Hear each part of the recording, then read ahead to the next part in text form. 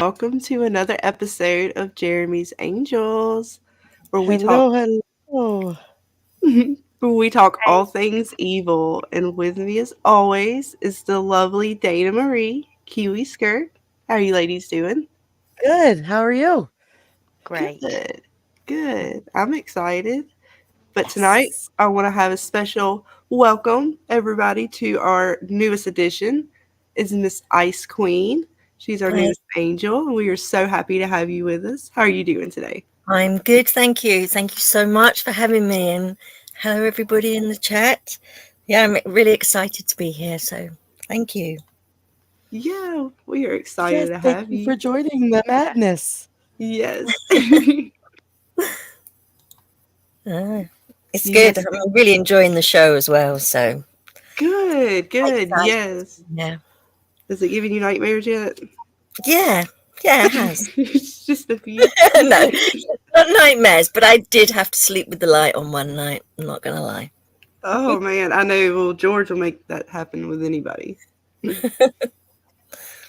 But okay, when the light's on, he can't get you. that's right. He cannot get you. Tonight, though, guys, we are going to dive into the next few episodes. We're going to try to get through about four.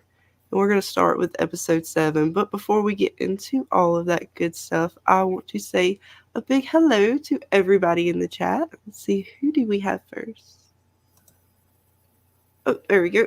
All right, we have Betray King, man. What is up? First in the chat tonight, hanging out with us. Welcome. And we Hello, have BK. Giddy up. we have I'm so sorry if I do not say your name right. Leandro Algarin? I'm so sorry. I'm terrible at reading. But welcome, welcome, my friend, Leandro. Yeah. Leandro. I'm so sorry. I know I'm terrible at names. We I all say this. apologize. I'm so Okay, bad try at to it. say my last name there, Scarlett. Okay, hang on. Because if I do it like the whole name, I can do it. It's Dana Marie DeSicchio, right? You Or is it? nailed it. Okay. But I have to do it in the order though, because it's like when you do your ABCs, you have to do it with the rhyme. Memorized it that way, yeah. Yeah. We have our Jeremy, of course, in the chat, hanging with us tonight. Always keeping a watch out for us. We got Zachary Welch. What's up, my man? Hanging out. Hey, Going down. Zachary. Thanks for coming. Yes, thank you. Bitey in the house. What is up, Bitey? Great to see you as always. Crazy Mad, There the he one who is. started it all. Let's see who else do we have. We got Spectra. What's up, man? Hey, Ange. And that looks it for now. So welcome everybody for joining us tonight, and we are going to get into the episodes. But just before I do, I want to just go over just a quick few little things that I know got brought up in the chat last time when we were talking about lucid dreams. And one of the things that Kristen was doing with the red string around her wrist and the timer. And if you go to the Discord, I have links for all these different tests that they do that we will be going through as we go through the episodes, as well as some things about our good friend George and what he may or may not be. But as far as what Kristen was trying to do, it is referred to as reality testing, and it is something that is real, although the string itself is not an accurate test that I have found. The one for text is, and it's called text testing, and it is where you will write something or just looking at anything in normal reality, like a clock, will show a time or words, and if they ever look, we'll say like hieroglyphic-y or glitchy, then that is a way for you to try to look at it and say, okay, is this real or not? So she did do that test as a real test in her dreams, but the other one is more about repetition. And the more you do it, you are creating awareness of the real world as opposed to the dream world and being able to kind of tell the difference between them. So that's kind of what she was doing in that. And there's a whole bunch of other ways to do that. You can do it with mirrors. And like I said, these links have all the explanations. So if you want to go check out the Discord, Jeremy's got it in there. as she was doing the timer, right? She was setting that Mhm. alarm to go off an hour, and then she was checking her wrist because you're supposed to, right? I think that's how it works. Like the Yeah. timer, Yep. the wrist, Yeah, it and then becomes in the like a lifestyle. You have to do it like every hour is best, but she did it like 2 or 3 hours, I think. I forget the exact time frame that she did it. Yeah, I thought it was every hour, but I might be mistaken with Did that. she do it every hour? Okay, because yeah, they said the more repetitive, the better, and to be and you have to be very cognitive, like you're very focused on the fact that you were paying attention to whatever test it is that you were trying to do. Oh, hey, Ravener man, what's up? Popped in on us. We got a few. Hey, Jen Hack, what's up? Thank you for joining us. Oh, I think Ravener said he said the sauce arrived. Good. Oh, It came in one did. piece. He got the sauce. Good. Yes, Dana's been sending out packages, so if you got one out there, look out for it because they are getting to us all. And it's Australia Day. Happy Australia Day. Yes. To my Oh. cousins across the sea. Oh, I love holidays. They're great. That means everybody gets a day off. Perfect. Did you note Yeah. BK? Wait, hang on, what? He's into nipple clamps. Oh, God. I was ignoring that one.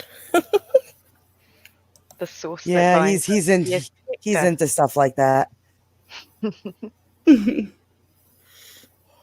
BK. Hey, Jen.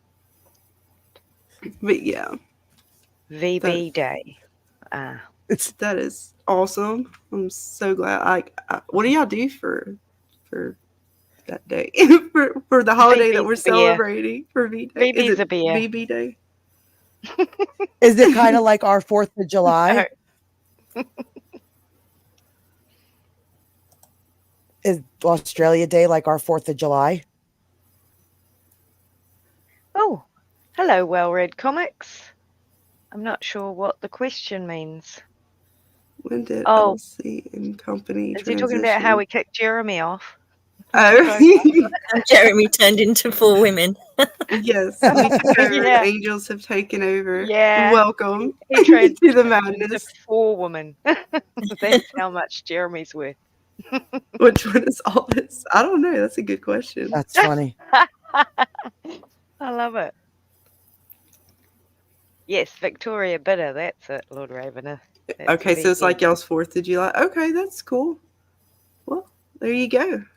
We like to do, fireworks and barbecue and stuff. So here's to you. You're not allowed to have fireworks in New York, but it doesn't stop us. Crazy Mad says Australia isn't real, so it's not a real holiday. It's our West Island. It's New Zealand's West Island. We have north, south, and then there's west. Okay. Kangaroos are Here's like it, unicorns. Oh, it skipped on me. I went to click it. No, they're not. If you are driving in Aussie, you are very likely to hit one. Have done so.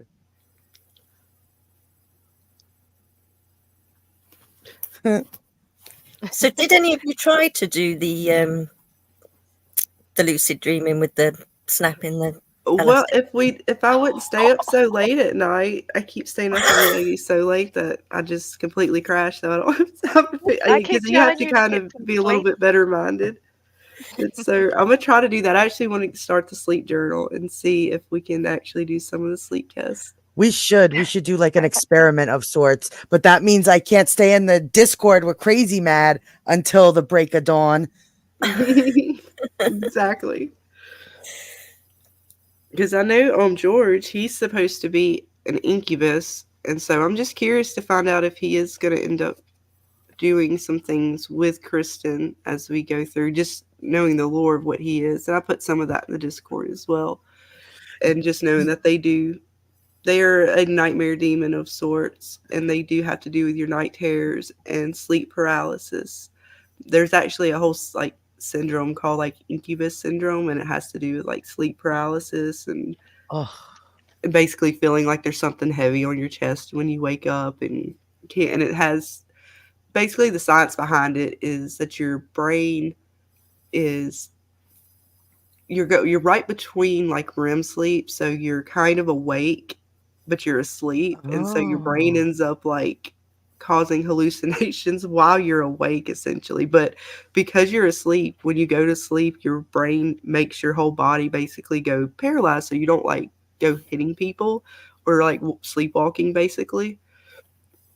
And so Oh, so that's you're why she awake couldn't and asleep. move. Yeah, so your body's basically in sleep mode, but yet your perception is aware. So you're in between sleep and not sleep. So it's a really trippy like stage to be at. And that's why she's looking the way she looks, and she can't tell if it's real or not. Because your brain actually does cause you to hallucinate when you're dreaming. So that's pretty crazy. That's horrifying.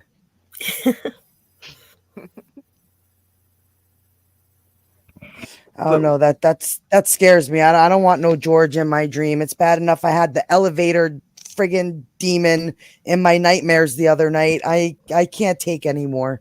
I Yes, think Leah. I'd take George over the tech girl. The elevator girl.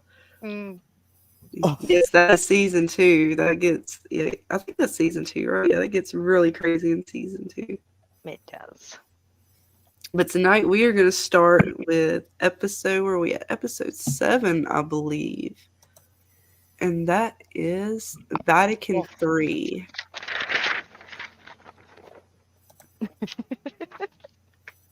Pull out the notes. Yes. Miss Dana, when you are ready. Yes, ma'am. I'm pulling it up right this second.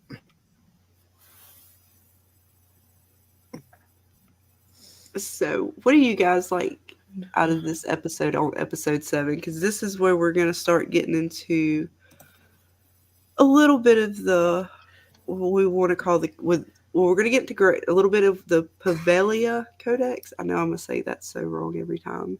I can't see it either, so good on you. I'm I'm not even going to try. I know. I just say it fast enough and it's fine. It'll be okay. Yeah. But yeah, we start to find out, what's happening to Grace, where she is, and we get a little bit more into just sort of the exorcisms and these sigils. And it really gets a little bit creepy, a little sad in this one. But from here on out, some of them are just going to be really scary and sad, to be honest, because the sociopaths just start coming out everywhere. We just start finding crazy people all around. Hey, Aldous, man, what is up? Glad to see you tonight, whatever day it is. Because I know, because Kiwi, you're what, a day and a half ahead of us? Yeah, it's Friday for me. Yeah. You're already on the I weekend. think it's Friday. Isn't it Friday for you too, Ice? Don't know where she is. Okay. It's Friday for Jen. She's just a few hours behind me. Hey, Comics Mate. Hey, Dean. Hey, Aldous. Hey, Dean. What is happening, everybody? It's Friday for you Yeah, too. Friday for Jen? Jen. Yeah. Hey, Hey, D-Wag. Darren. What's up, man? What's up, D-Wag? We're just starting to dive into the episode 7, Vatican III. Yep. And this is our Sebastian. Let me pull up the... It is Spectre. It's already here. I'm telling you.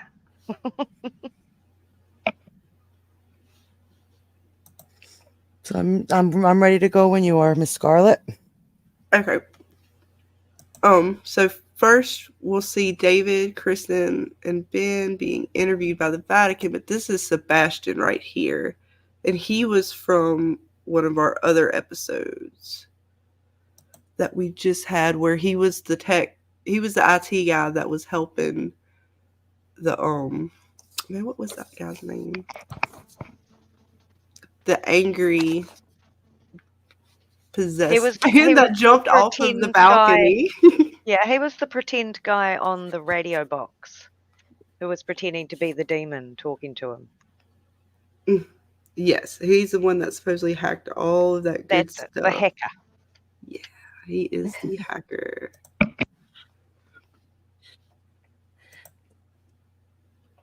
So in this, like, basically there's 3 linear stories in this episode. And the first one really has to do with David, Kristen, and Ben. And they get interviewed by the 3 Vatican assessors sent by the Pope. They're still trying to conclude whether Grace is in fact a true prophet of the Lord.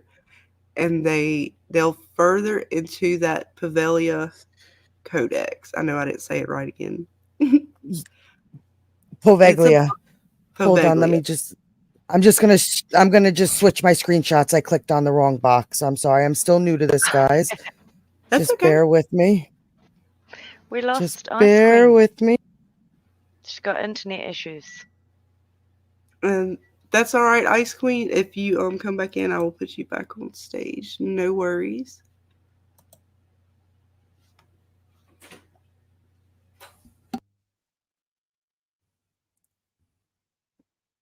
There we go. There we go. Okay. That's David talking to the 3 assessors from the Vatican hmm as they start to go through the codex. Poveglia. Poveglia Codex. And it's the book of Poveglia. prophecies that was written long ago. It's supposed to be foretelling of the not only the destruction and the downfall of the Catholic Church, but also basically the end of the world. So it's their apocalyptic prophecies, basically. It's the worst of the worst that could happen. Which, as we'll start to learn, Grace really will be a very essential part of that. But right now they're trying to find out where she is. I believe they think she's been sent back to China through ICE, and they are trying to get her back in order, but they want to know that she is a true prophet. So they have to look at what, like, the surveillance cameras that were there to try to see if they could see the writings that were destroyed. Yes, because they were never handed the notebook. hmm The little pad she was writing on when David was trying to get her to fill in the holes. Hey, Snuggy Man, what's up? How are you doing tonight? Glad to see you, man. Looks like, oh, I'm drinking Dutch beer. Not very patriotic of me. Well, you know, cheers. That's all that matters. You're celebrating. That's That's enough. right. Absolutely. So yeah, and that Kristen, she basically takes pictures of it, and that's where we get the first sigil that really triggers Kristen. And this sigil here is for Leland, as a matter of fact. We find out that that is Leland's sigil. Is that the pig one? Yes. Nah, Leland, Porky Pig, yeah. hmm I believe they look it up actually in the episode, and it is not real in the real world of the Codex of, like, the Keys of Solomon, what they're showing right here, but it is a real sigil in the. They give it a name in the show, and I believe it was. I don't know if it shows it on here or not, but it was like Something to do with swine, was it? Antiochus or something like that. Oh. Antiochus. And it talks about how it has 30 legions of demons that rule under it. It is a one of the is a higher king in the hierarchy of demons, and it has to do with basically the sin of humans and mankind, and how it basically it feeds off the power of the lies and the sins of humans, and how basically Kristen's going to say this sigil. She's following the sociopaths with the sigils, because sociopaths love their demonology. David sees it as he is basically possessed or has accepted and taken in this demon in a sense. So there is some, whether or not he was willing. Yeah. He was willing to accept the demon compared to like some of the possessions we've seen, to where it was almost like the demon was taking over. He willingly like accepted this demon. Mm-hmm. It wasn't forced. No, it was, what do they call it? It was the subject. And then they just showed some cool artwork like subjugated when they were discussing it, and that's what I'm. It's where you willingly give it up. Mm-hmm. Quite cool pictures. Oh, no, yeah, they were really some good imagery. They use But a lot yeah, of this good is like the imagery in first here. time that. Yeah, Good. and this is all real, and like these black and white photos are actually real, like photos and imagery that was taken. This wasn't just created for the show. Mm-hmm. Like if you look up some of this stuff, this artwork is actually real, and I believe Good. it's on display at the Vatican. Wow.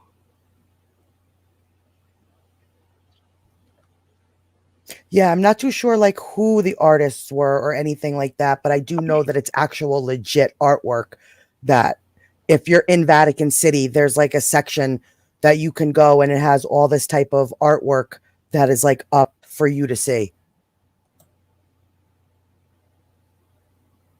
Yeah, and they do use a lot of good imagery in this show as far as some of the artwork, and even in his visions and stuff. Those are actual, I would say they would probably be driven from actual paintings or things that we actually do have in Catholicism, and like Dana was saying, so they do really good job at hitting on some of those things. Yes, that's something I like about this show, is that they really try to incorporate a lot of truth to their story. So a lot of the stuff like the sigils and stuff, you can actually really look that up. It's not just sigils that were made up for the show. I don't know if this codex is something that is real, but I wouldn't be surprised if something like this does really exist. So I know this particular codex they're using in the show and the sigils are not, I believe, 100% real. I believe they are based off some other sigils that are real, but they're basically mimicking the codex in a way. The actual like Keys of Solomon and stuff like that. So it is really cool. All this they showing on the internet and everything is what they put in. But this whole thing right here is this, I believe, the 60 demons, and there's hierarchies of them. There's lower and lesser demon houses, and you'll have kings, and certain sigils are going to be more important than others. And this sigil in the very middle is one that you will have to pay attention to, because in season 3 that one will definitely finally come up, and we will understand why this one is so important.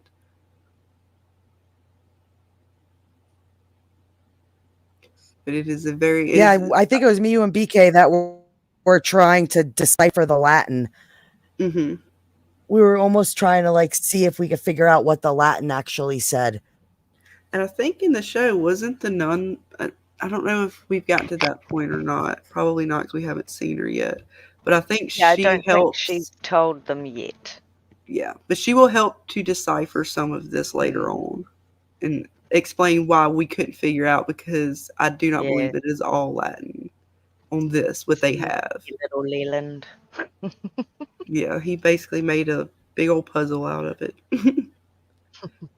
But yeah, a lot of these are based off actual sigils, although they are not I don't think they are 100% the same sigil, but very closely resemble some that are in like the Lesser Keys of Solomon. And that's where they get the 60 demonic houses, because there's 60 sigils on this map.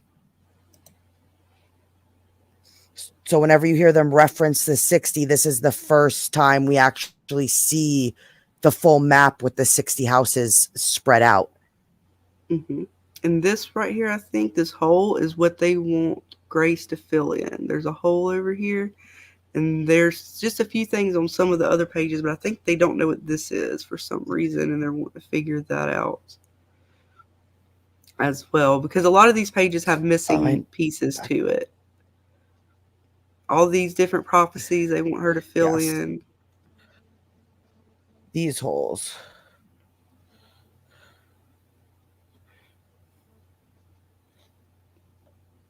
Hey, Nefarious. Thanks for joining us. What's up, man? What's up, nerds? Well, it's an extremely old book, so there it makes sense that some of the pages aren't fully.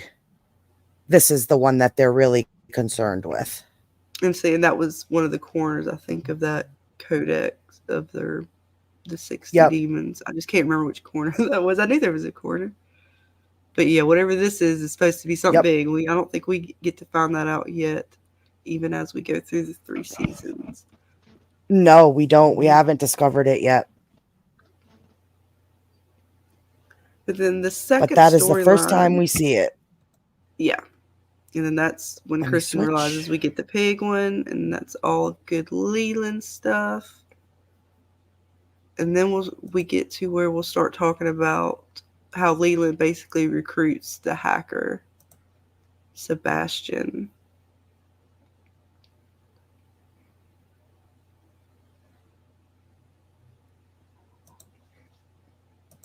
Let's see what is going on with you guys in the chat while Yep. Dana's bringing that up.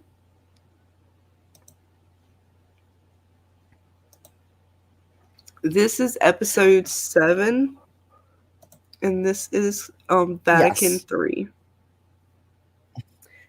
7 of Now, season you guys should 1. remember Yes, him. Season 1. We've seen him before. Hmm. Yeah, the nerdy was- hacker. Yeah, he was our hacker from episode 3 Stars, named Sebastian, after he got rejected by this female barista in the coffee shop. When she turns him down, he basically tries to get a date with her, and she just tells him that she's taken. So with a fella like that, Leland begins to manipulate and groom Sebastian for He his own thought she was plans. hitting on him because she was friendly, but she was Yeah. friendly to everyone. Mm-hmm. So, basically, That's Leland's how he's good at always in like the manipulating. right places at the right time.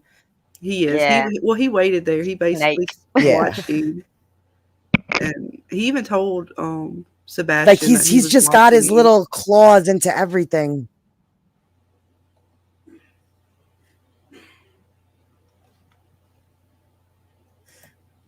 And then he kind of drags him into a session and the manipulation begins. Mm-hmm. I did find it funny how he said he wasn't interested in a therapist, and the next scene, they're in the therapist's office. I know, because what Leland told him that it's not therapy because there's nothing wrong Yeah. with him. There's something wrong with the ladies. So tells him, But it's you're very not. obvious Yeah. therapy when they're sitting there, right? I Yes, know. he kind of like baited him with that. Like it's Yeah, yeah. not therapy, but About the it's just ladies. it's so you can learn how to deal with these women. Get back at Blame the them. women. Yeah, those Mhm. evil women. Us and our womanly stuff. We're all evil. Yes. Proud of it.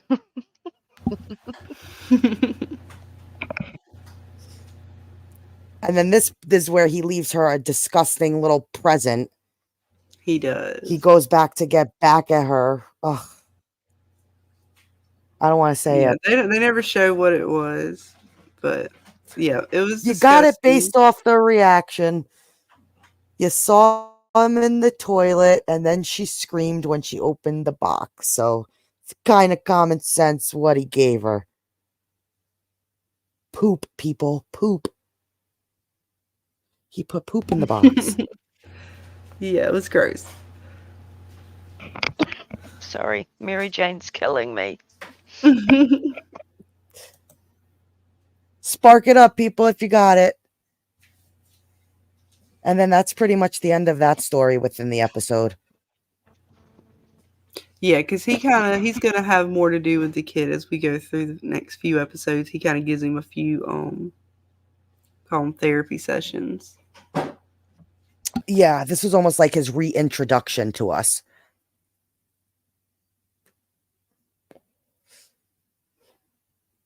I'll pull up the other ones.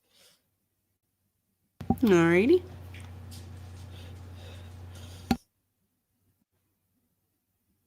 Yes, it's always 420 somewhere. I do agree. Have we gotten any updated news on when they're supposed to be releasing the new season? Has anybody heard anything? I have No. not heard anything yet. As far as I know, it's still supposed to be mid-spring. Yeah. Still supposed to be mid-spring? Because, like, Yeah. mid-spring is right around the corner. And it feels like it.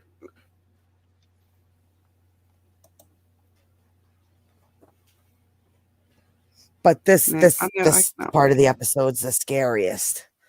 Yes, and this is where we get to, I don't want to say the crux of the episode, but what their sort of, you know, their exorcism, their assessor job sort of comes back into play during the episode.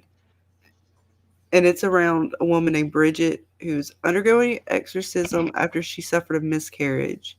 She begins to show signs and symptoms of being possessed by a demon, which, when you hear, honestly, she played such a good role, I would say, in that episode of the voices She and really everything did. like that. Hey, Corey.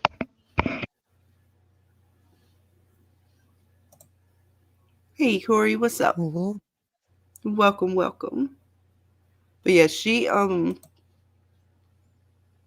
freaks out on him a couple times. She's got bruises all over her. She can change her voice. And she says some pretty horrific things about the murders that she ends up, that she claims she ends up committing. She's she more begin- convincing to Yeah. me as a possessed person.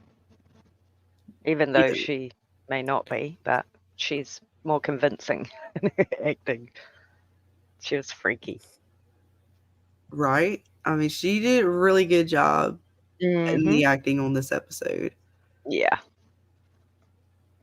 I don't even know who she is, but she was good. I'll have to look that up. And it really comes into play between Kristen and David because they really start debating, since now murder is on the line. Like, Mhm. they both want to proceed in two different ways. Like, Kristen is like, okay, when we're talking about murder, demons are off the table. Like, little kids are dead. And David's like, well, it wasn't really Bridget. It was the entity within Bridget. So you see another rift between the science and the faith as they start to, like, really delve in with this woman. Mhm. And she tells them details. She tells Kristen details about the murders starts with one particular boy and then begins to talk about the other boys. And she uses particular phrases, and like where she ends up burying the bodies, it was on Wizard and Paws. So it was very creepy the way she said it, you know, Wizard of Paws. And she kills the scarecrows, and the boys are the scarecrows as she references them. So that was really creepy. Like, that whole dialogue that she had with them was really, really creepy. Yeah, we get the Wizard of Paws and all the bodies. And that was so sad. And I mean, she recounted Yeah, the you could details. It was very tell sad. these are all graves. Like, they're just all graves. You could just tell. So, like, this is just a area filled with dead little boys. And So Kristen is just Kristen like, goes, she doesn't know what to do. yeah. But while they're going through this exorcism with her, Kristen has a friend that's a detective named Mira.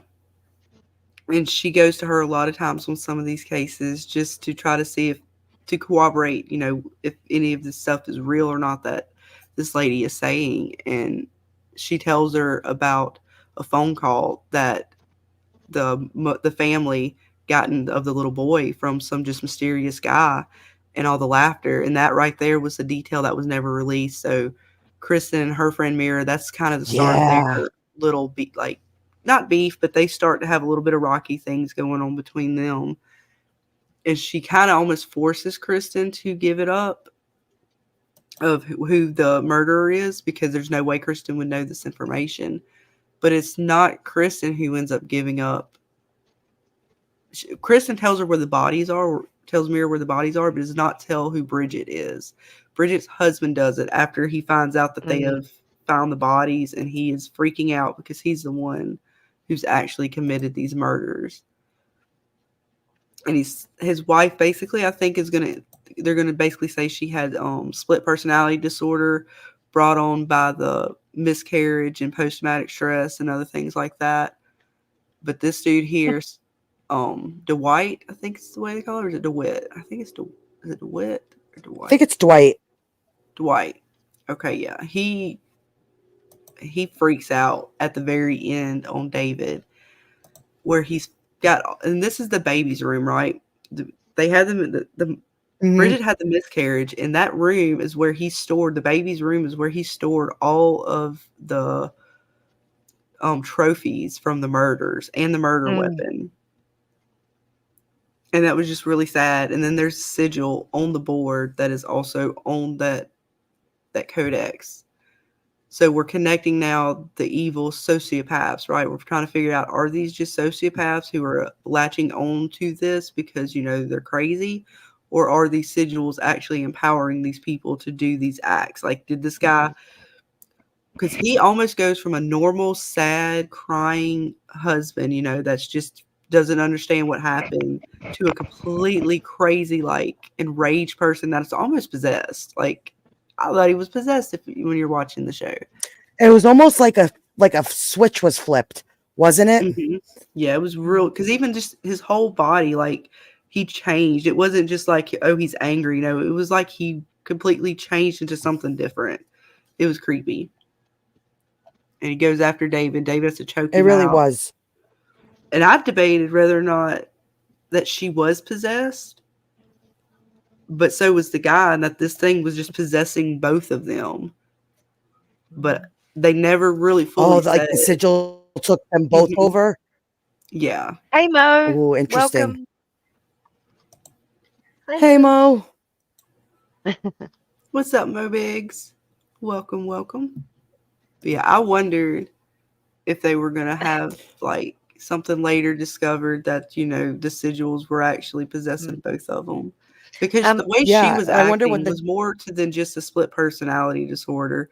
She was super strong. Highlight Lord. I wonder comment what the chat thinks, if they think she was possessed or not. Yeah, exactly, Lord. Do you guys think? I think, yeah. I think both of them were possessed.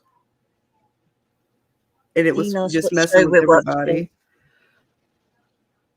Sorry, go ahead. Dean asked what show we're watching. It's Evil. Yes, we were watching Evil. Yeah, I don't know if they were possessed, but they were definitely influenced, in my opinion. But yeah, about possessed. Who knows? I'm wondering. Yeah, I think they were. It's definitely got something to do with the sigils, but whether they are in control of the sigils or whether the sigils have been put there by another being, person, whatever. Yeah, to increase the bad energies. Yeah. But there's the sigil that was in the baby's room on the map. They're totally possessed. Yeah, I feel they were totally possessed. I don't know. And it looks like in the sigil, like it's almost people with like their arms raised holding babies almost. Mm-hmm. It does. Doesn't it look like that? Like it's actually people, and the little swirl on top to me represents like babies, and like it's almost like a fire below them. Like almost as if they're like sacrificing or like throwing the infants on the fire. Mm-hmm. we've got 9s, 3s, and 6s there, haven't we? If you look at the Oh yeah. Yeah, it there's does. a Those 9s like That look, they do do look kind of like look like babies. that. Mm-hmm. Right? Like I it looks wonder like people holding up babies, and like these are like the flames down here almost, and it's almost like they're making the motion to like throw them on the fire as like a sacrifice of some kind. Hence why maybe Yeah. the lady had a miscarriage. That's what I was thinking, because just so happens she has the miscarriage and then the dude decides to do all this demonic stuff. No, I would assume that there was some sort of demonic infestation to begin with, and then it, spread. It's typical, yeah. And it took the baby probably as well. Yes, more numbers. Dean, you'll like it. You'll like it, Dean. It's a good show. Yeah, I'd it's on never heard Paramount of it either. Plus. No, it's pretty good once you start getting into it, and then you do like us crazy ladies, and well, I know I do. I go down the lore pretty crazy sometimes. Spend my nights looking up things like demonic sigils. Yeah, you're a good researcher. Yeah, that's great, because then I don't have to. So it's fantastic. Everyone should have a Scarlet on their stream. Definitely. I do love me some good lore. You just look in Discord, you'll see what we mean. Yes, I posted She all the posted links for everything in all our this evil stuff. section. Yeah. Yeah.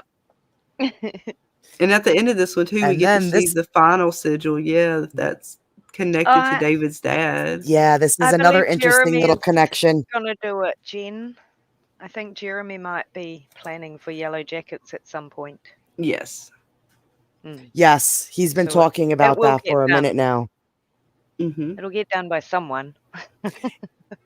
Even though I don't think they have started filming yet. They are still one of the shows that hasn't like started filming or gotten back to work yet. So I don't know if we'll see Yellow Jackets next year, because like a lot of shows like From and other shows have already started the filming process, because I know they want to try to push something out for the end of the year, but Yellow Jackets unfortunately has not started filming yet. I agree, Aldous. And hello, Jack. I was going to say, can I say hello, a special hello to my friend Jack, who's hopefully just come to see me. And Welcome, Jack. Jack. Welcome. And he will now. Welcome to the party. That's because he hadn't met the rest of us yet. That's right. Absolutely. A new one to corrupt. Let the corruption begin. Join the Discord and never sleep again. Yeah, pretty much. Owls are not what they seem. Right? I do like right? that. I blame that all on Crazy Mad. It's all Crazy's fault.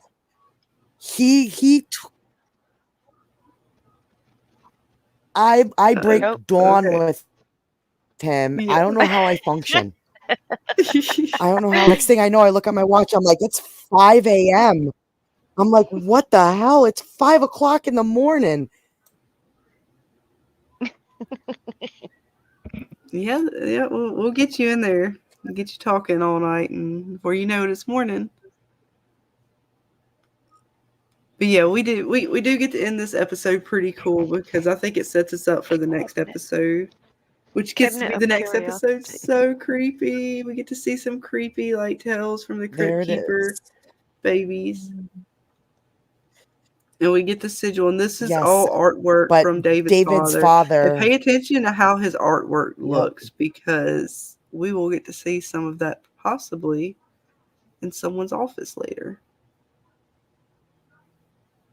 But yeah, his dad's artwork's kind of just very abstract, and we'll get ready in just a second when we get to the next episode, kind of find out more about that artwork. Okay, that looks really cool. Yep. Dean.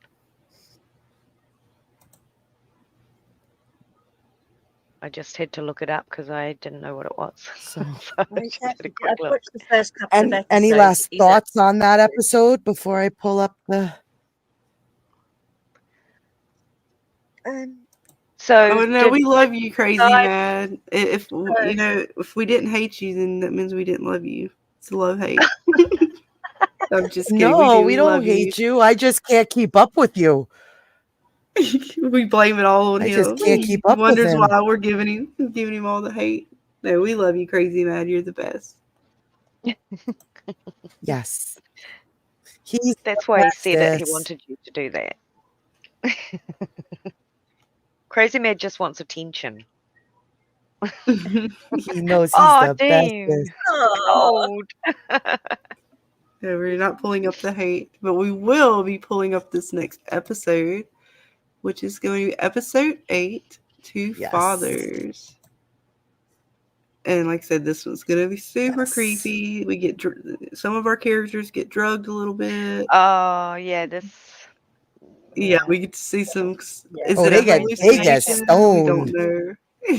Yeah, they get pretty wasted on some good sangria. Wasted is an understatement. Wasted is an understatement. I've never personally taken anything that makes you hallucinate, but I could only imagine. Mm-hmm. I could only imagine. So basically, Yeah, I don't in believe this in episode, Crazy Mad. Sorry, carry on. yep, this episode is called Two Fathers. And basically, we start to see a pattern that within each episode, it seems to have 3 stories that are kind of going on at the same time. And they try to connect them in ways that by prior episodes, we see stuff in the future. So they do callbacks. So you may think something is irrelevant in one episode, and a few episodes down the line, there's callbacks to these things that you're just like, oh, that's how the connection is made, or that's why that was there. So I like how this show doesn't just leave so much open-ended stories and does its best to try to bring everything together almost. Mm-hmm. But we first open with David and Kristen telling Monsignor Korek, I believe is how you say his name, that they discovered within the codex that one of the sigils matches David's father's artwork. So then, he decides to send them to go see what's going on with David's father and if there's any connection between the sigil and David's father. So they are sent out to go investigate and, possibly see if something's going on with the connection that his art has to this sigil. But you could see it's very abstract. Like, it's not your typical type of artwork, meaning like a landscape where you might just see, or like a vase. It's very abstract and trippy almost. I think he trips a lot when he does his paintings. Yeah, they're on that sangria. So they're kind of on their way. Yeah, they're kind of on their way. And there's still tension between Kristen and David because of their disagreement on the prior case between Bridget and, trying to decipher science from faith and, what you should do moral wise if you have somebody almost confessing to murder. And so that you could kind of see a small rift between them starting to form with their beliefs on God and science. And then they arrive to the father's place and we meet David's father for the first time. And one of his wives, he gets around. He seems to be having a couple of wives.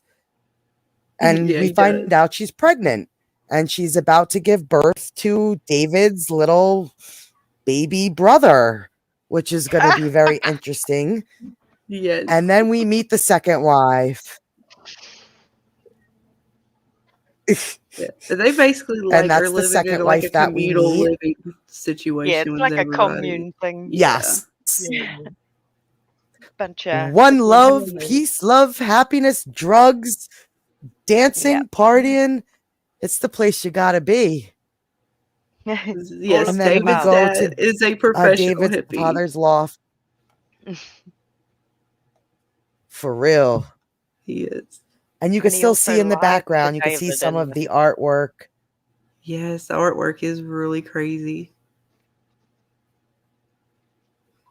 But also a little bit of a side note, when David first meets Kristen, he opens up her jacket and is kind of like, you'd look pretty wearing a red shirt, making another callback to what Grace said in the prior episode about you should stay away from red. So here they're investigating another demon sigil and the color red is brought up to Kristen again.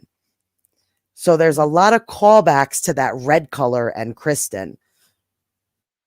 Yep. Which I thought was pretty interesting. So it's just funny, see all those callbacks that come, and you know, you think something is a one-off and then they go and spring it back up on you. But they're having something called I believe it's like a ceremony to call the ancestors, like your dead ancestors. And it is called the, I forget what the celebration is called. Did I write that down? Oh, it's called a root ceremony. Yeah, the root ceremony. Yep. So they're basically calling like all their dead ancestors to come and like, I guess as a respect thing, or I'm not too sure what the purpose of it is, but that is what she tells them. Yeah. When you're tripping on hallucinogens, I'm surprised you don't see a lot of stuff. But yeah, because then they get a little. What did they put in their drink? What was it? I forgot. What was that hallucinogen? Edabarbital, I believe. Something barbital. That's all I remember, and it cost $7.50 an ounce. Yeah, I remember that part. It was $7.50 an ounce for whatever it was. The sigil was also on the containers. A lot of the containers that held the drink, like the pictures that they were pouring it out of, or whatever. So that sigil came from the one wife that was pregnant. She's the one that brought that to David's dad, which was weird because that's what she says. But that's what she says. We find out something else at the end of the episode, but then all of a sudden David sees this nice little young lady and her name is Annie Commerce, and she begins to dance with David and just kind of getting a little dancy and happy, and he really is just tripping balls at this point. But just remember her because she's important. And we come to find out that she is actually an ancestor of David, and David was visited by her, and she tells him to go to the barn to meet the father. But before that, Kristen's outside playing with some nice fireflies, just enjoying the night, when she hears a scream, and we find out that David's dad's wife is going into labor. Now, this is the creepiest part. So just get ready. Okay, she's having that baby. Yeah, hang on 1 second. I was gonna say hey to King Scotto, and Raven had a question, and I think did.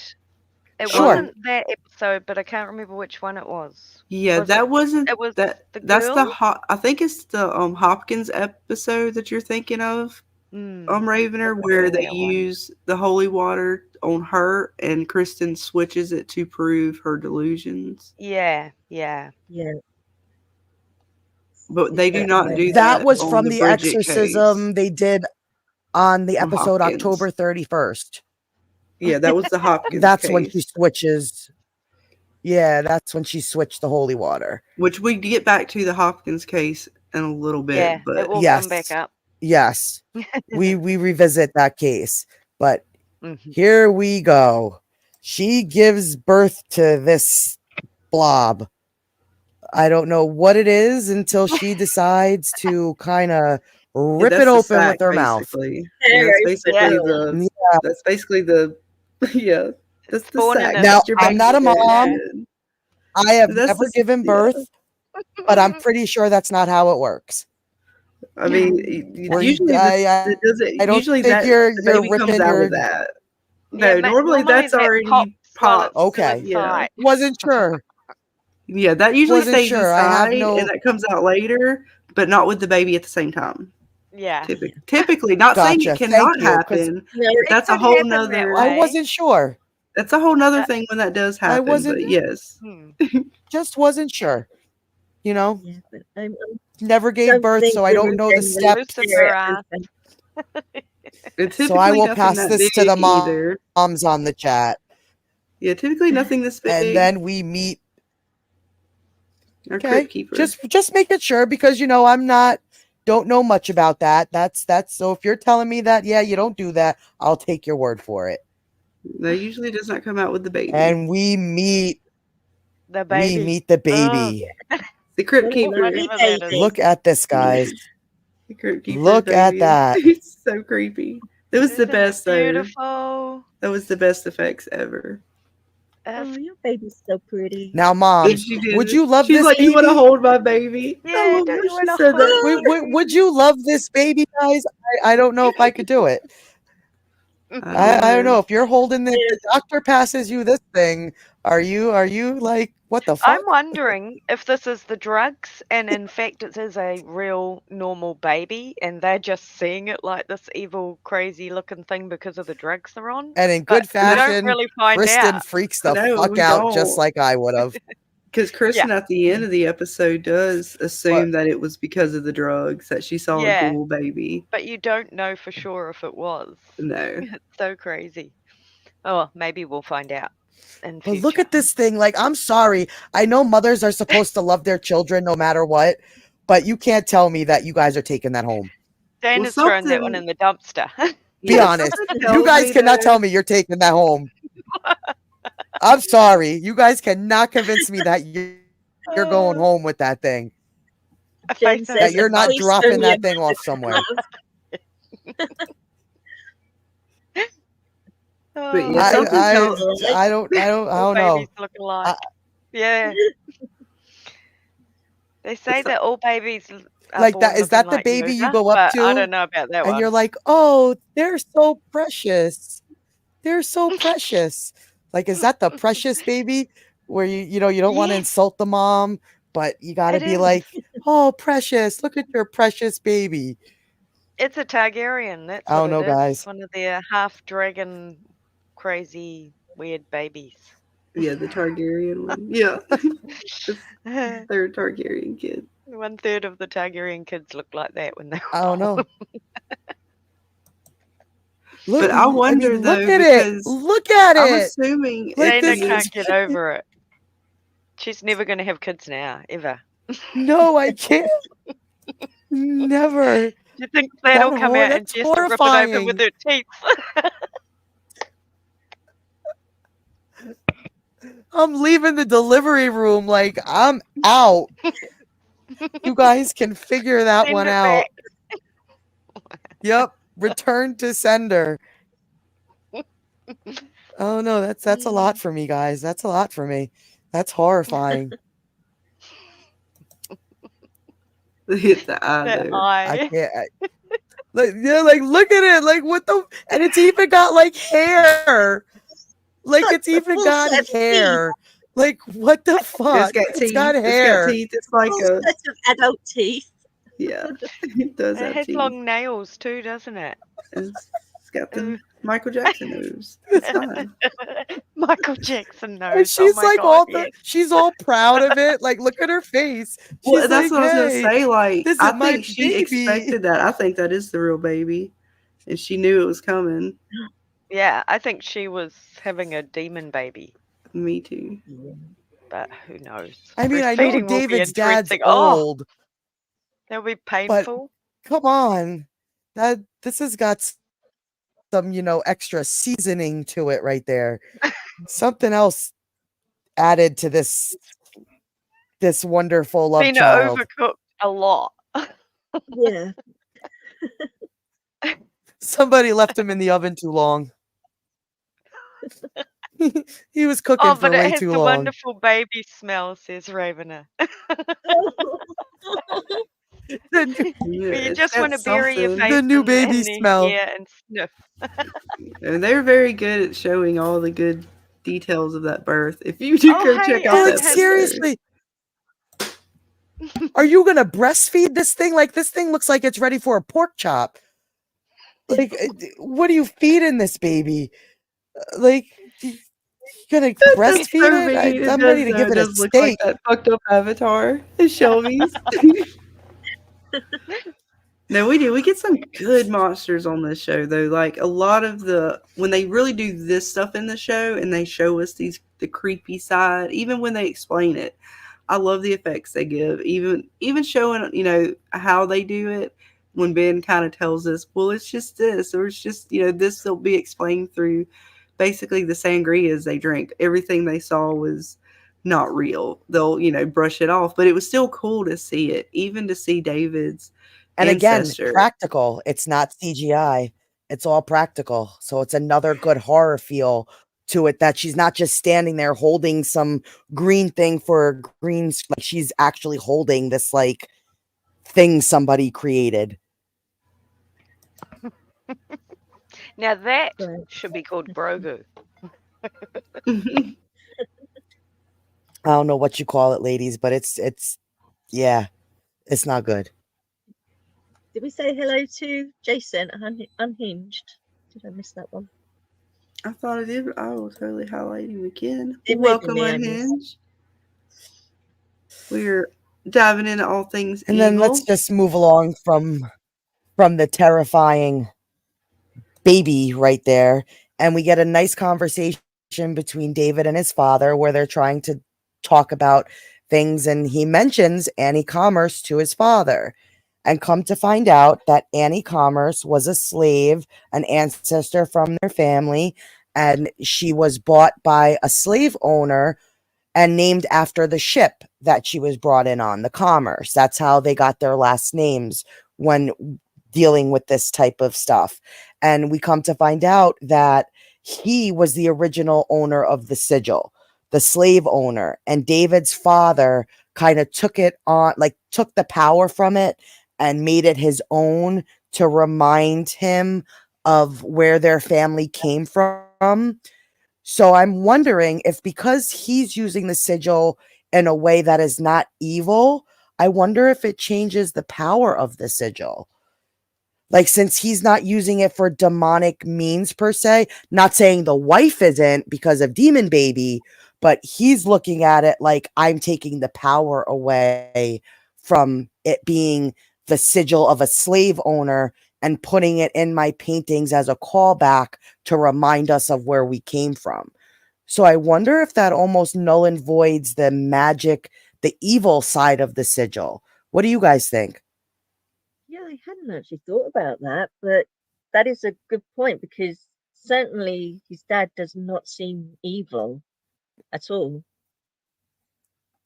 So, like, his wife aside, maybe his wife used it for something else, but he seems to be using it in a way of almost taking away its power. Yeah, I could see that. I worry though, because when he talks to David originally about it, and he says that it's almost like somebody is working through him, and they have that whole conversation of, David even asks, how do you know if it's good or bad? And he says, well, I'm not religious. I don't see it as good or bad. It's just, life is what it is. It's not good. It's not bad. Just like spirits, to him, they're not good. They're not bad. They just are. So I would say he's getting something from the sigil, but yeah, I don't know if it's good or bad. But I'm still just wondering if that changes the aspect of the sigil in any way. Because all these are supposed to represent demonic. I think somebody else ends up taking his paintings, which makes me think they're evil. Somebody gets one of his paintings. We'll see that painting soon. Yes, I know, but I'm just saying him per se. Like him. I don't know. I think he's being made to believe that. So you think it's almost like a false sense of taking the power away, and therefore in turn it's still powerful? I mean, the way the show's portraying it, I would think it would take the power away from it the way he's doing it. But the way that they're talking about it in the show, and then the way that they continue to use his paintings, I don't know. It makes me wonder. What does the chat think? Yeah, what do you guys think? Do you think that would take Like the power away from the sigil being evil?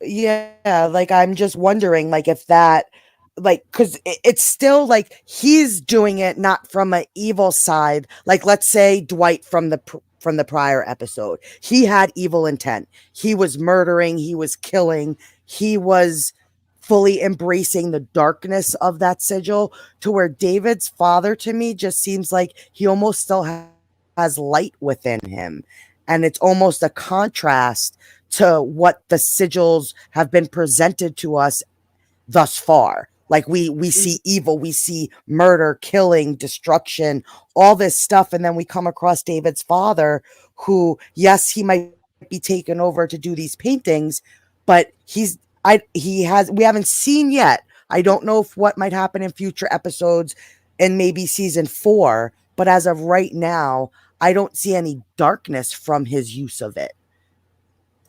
When it comes to the painting. I think that's that's evil in itself, right? Because the road to hell is paved with good intentions, and what better way to make you think that you have power over something? True, but really, you shouldn't be messing with something evil, right? Like, why you don't take power away from it. You don't give it power to begin with, so you wouldn't even give it power. Giving it power in of itself would be bad, maybe. I think his role is almost like a messenger. If he puts it in his paintings and the paintings get out there into the world and people are buying them, are those sigils, being spread for other people to use the evil? Oh. Like he's almost the pathway. Mm-hmm. Yeah. Like it might not be connecting to him per se, but the people who buy his paintings, maybe. Yep. And that was like when on the envelope that letter was in, we see the sigil that the slave owner actually used it as his crest. I would call this. Yeah, for the company. That was the company. Since it's like stamped into the wax. Yeah, like isn't that almost like in back in the day they used it as like a crest? Mm-hmm. Yeah, that was their marker for their and then they kind of like they have this heartfelt moment because he tells like I don't know, I just took it as such a heartfelt moment.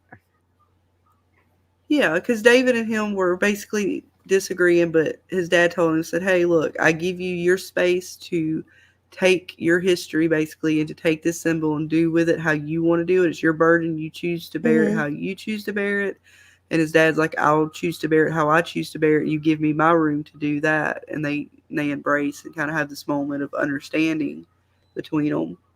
But I think it's a good moment. And then, of course, later, I think David really will find out that this symbol is not as good.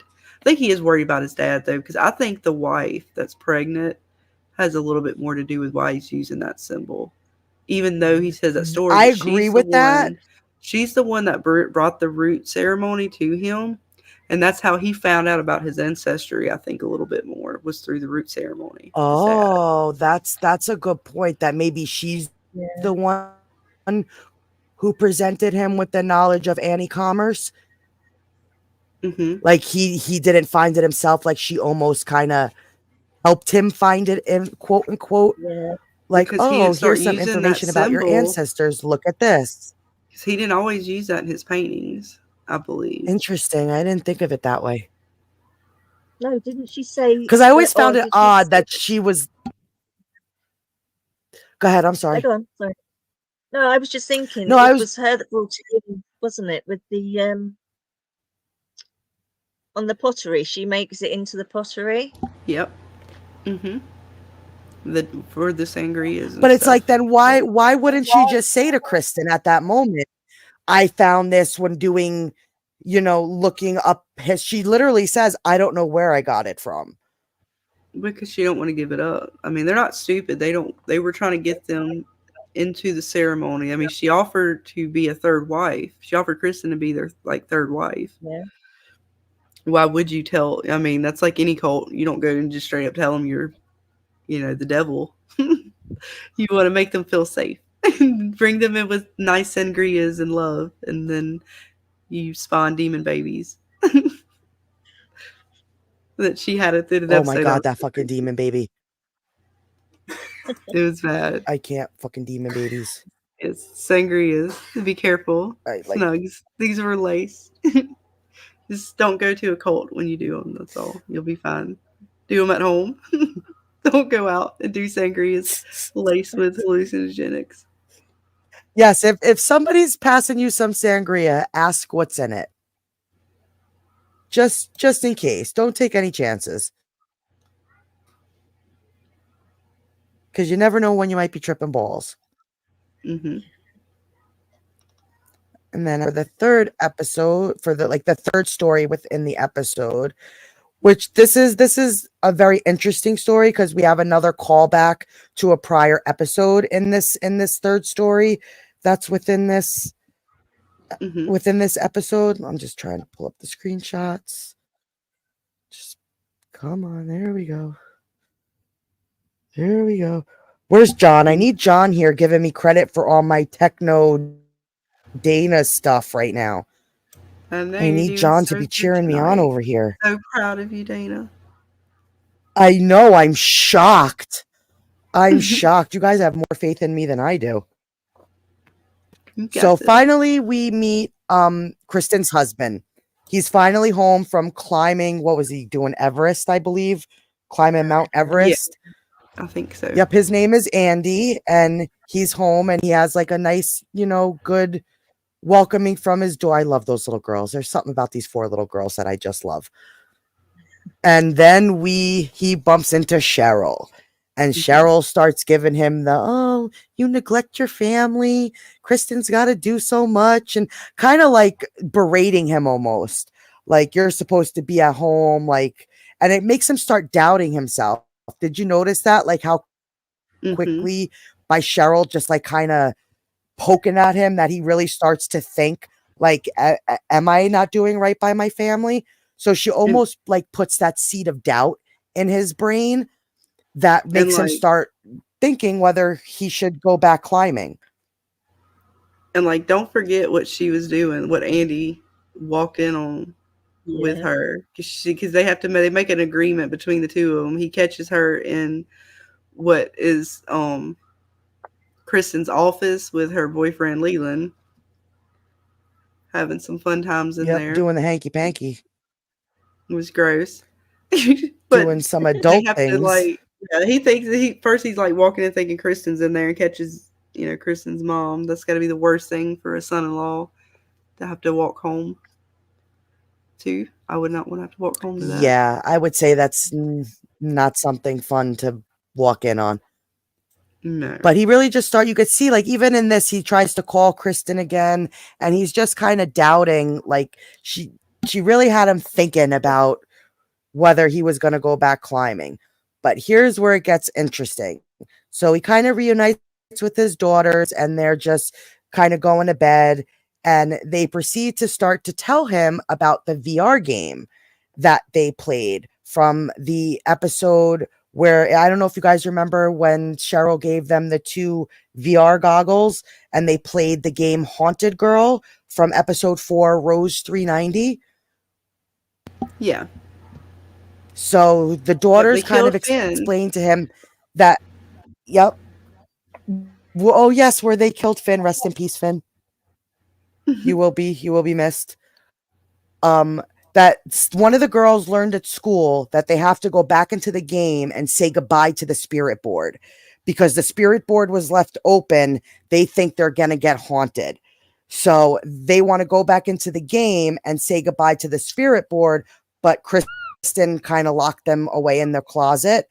And so the dad, wanting to be cool dad in this moment, he's like, yeah, we can do it. We'll go back in and we'll say goodbye to the spirit board. Don't worry. Like, because in that moment, I think he wanted to be there for his girls with that like doubt in his brain. So he almost said yes willingly to not disappoint them. Yeah, because so he like wanted to make this on the cool dad moment. Yeah, because even the oldest was reluctant to play with them, and once they went through the game, there's a moment between her and dad that, she finally like we'll get to that, when you get to Rose again, we get to see Rose again. But yeah, I like that moment between them because she comes around and like accepts her dad back because she was upset with him. Like she was really upset that he was gone for so long. Yeah, and she kind of makes a dig mentioning Ben the Magnificent. Like she was like, he's around here. He does things to help Mom. Yeah, fixes things. Puts a little bit of doubt in his mind there. Yep, and we see. I know you guys remember this spider guy. Yes. Yeah, like she knew what she was saying by saying that. Agent of Chaos, Cheryl is. Gave him 2 headsets. Yeah. Fun times. Communal gift. My butt. But yeah, that was a creepy spider. Yeah, smart. That spider in there was super creepy. So and Dad totally did the catchphrase. Did you remember Dad's catchphrase was so corny? He killed the spider. But yes, there's Rose. Or like, how do you like your something toast, like well done or something? Yeah, this is the worst catchphrase. But here she is. Here's the creepy little girl again. Look at her. She's friggin' creepy as shit. I know. And Dad's like, we shall dare. I love the creepiness of the show. I really do. Her mouth opens up and she's wide. Kind of like taunting them. Look at the teeth. Go, zoom in, Dana. Look at, we got 3 rows of teeth. I didn't notice that. Yeah. And I don't know how many on the top. It was like 4 on top. Doesn't that remind you of Beetlejuice? It does. Yeah. Do you notice in the show? Do you remember the scene from Beetlejuice when he opens? Yeah, the mom or the old. Like this just so reminds me of Beetlejuice. The couple, the dead couple. Yeah, they open their faces up. Well, they want to scare the people, and the guy opens his face. But yeah, this is sexy. And then they go to the spirit board and they proceed to say goodbye to the spirit board. And that's actually true. For those who choose to mess with a Ouija board, always remember to say goodbye, because that's actually something that is very well known while playing this game. That if you don't say goodbye when you're done playing with it, you leave the door open for stuff to be able to come through. And I don't mess with a Ouija board. I don't know about you girls, but Ouija board is not something that I choose to mess with. Just being a Wiccan, I choose to stay away from the Ouija board. Not my cup of tea. What about you girls? You guys play with the Ouija board? Yeah. No. We've done that before. What about you guys in the chat? You guys messing with the Ouija board? Who's messing with the Ouija board? I bet Ravener would mess with the Ouija board. I bet Crazy Mad would mess with the Ouija board. Well, I think Snuggy's too smart. Snuggy's smart. I don't think he would mess with the Ouija board. I think Snuggy's got aliens on the mind. Beer. Snuggy's got aliens to deal with. He got time for spirits. I have faith in Snuggy. I think he would be smart enough to stay away from the Ouija board. But Ravener and Crazy Mad, no, they would fuck with the Ouija board. Yeah, you got to close the circle out and say goodbye. If you say hello, you got to say goodbye and close it out. So that way, you got to close the spirits off. Tell them no. Tell them goodbye. Yes. Get out. Yep. And that's pretty much the end of Rose 390 for now. I know you become an adult and you're like, you don't want to play with that stuff no more. But as a kid, it's pretty fun. Yeah, you don't realize what you're doing then. And then, yeah, like I get it. But yeah, if I could give anybody advice, leave the Ouija boards alone. But then there's one more interesting thing that I want to pull up. Just give me 1 second to do that. That I found very interesting. I don't know if you girls spotted it, but at the end of the episode, when David drops Kristen off from their little party, you will notice that... Where is it? You will notice that she changed her shirt. I couldn't get a good screenshot in this episode of it. I think we see a better shot of it but by the end of the episode, she is in a red shirt. Yeah, because that's the I don't know if did you guys notice that? Yeah, that's the one she got from David's dad. I just found that very interesting that that here we are being told to avoid red, and she puts on a red shirt. She's wearing it, yeah. Like, isn't that like if you're told by somebody you think might be a prophet? I don't know if I'd put that on. I think there's definitely a closeness between these two as well that gets. Yeah, the show really does play into that, and they do develop feelings and slight relationship, I think, in some form. At least he does. Yeah, with his extracurriculars. If you haven't seen it, you will see it. Dabble in the though they haven't crossed the line yet. You tell. Because then there's Andy showing up at the door, and that's pretty much the way the episode ends, is that she sees Andy standing there waiting for her. Hey, Buddha Cafe, what's up? And that was the end. What did you guys think of that episode? Was that one of your favorites with the creepy baby? Would you say that kind of comes in as one of your top episodes so far? Yeah, because we get the codex and we start to get a little more lore starts to present itself. So then we have something substantial to kind of start to sink our teeth into. So I like other than the crazy baby, it was good. Sorry, I'm not saying much. I got to come on, Q. That was the crazy baby was your favorite part. Stop lying. You really enjoyed that crazy baby.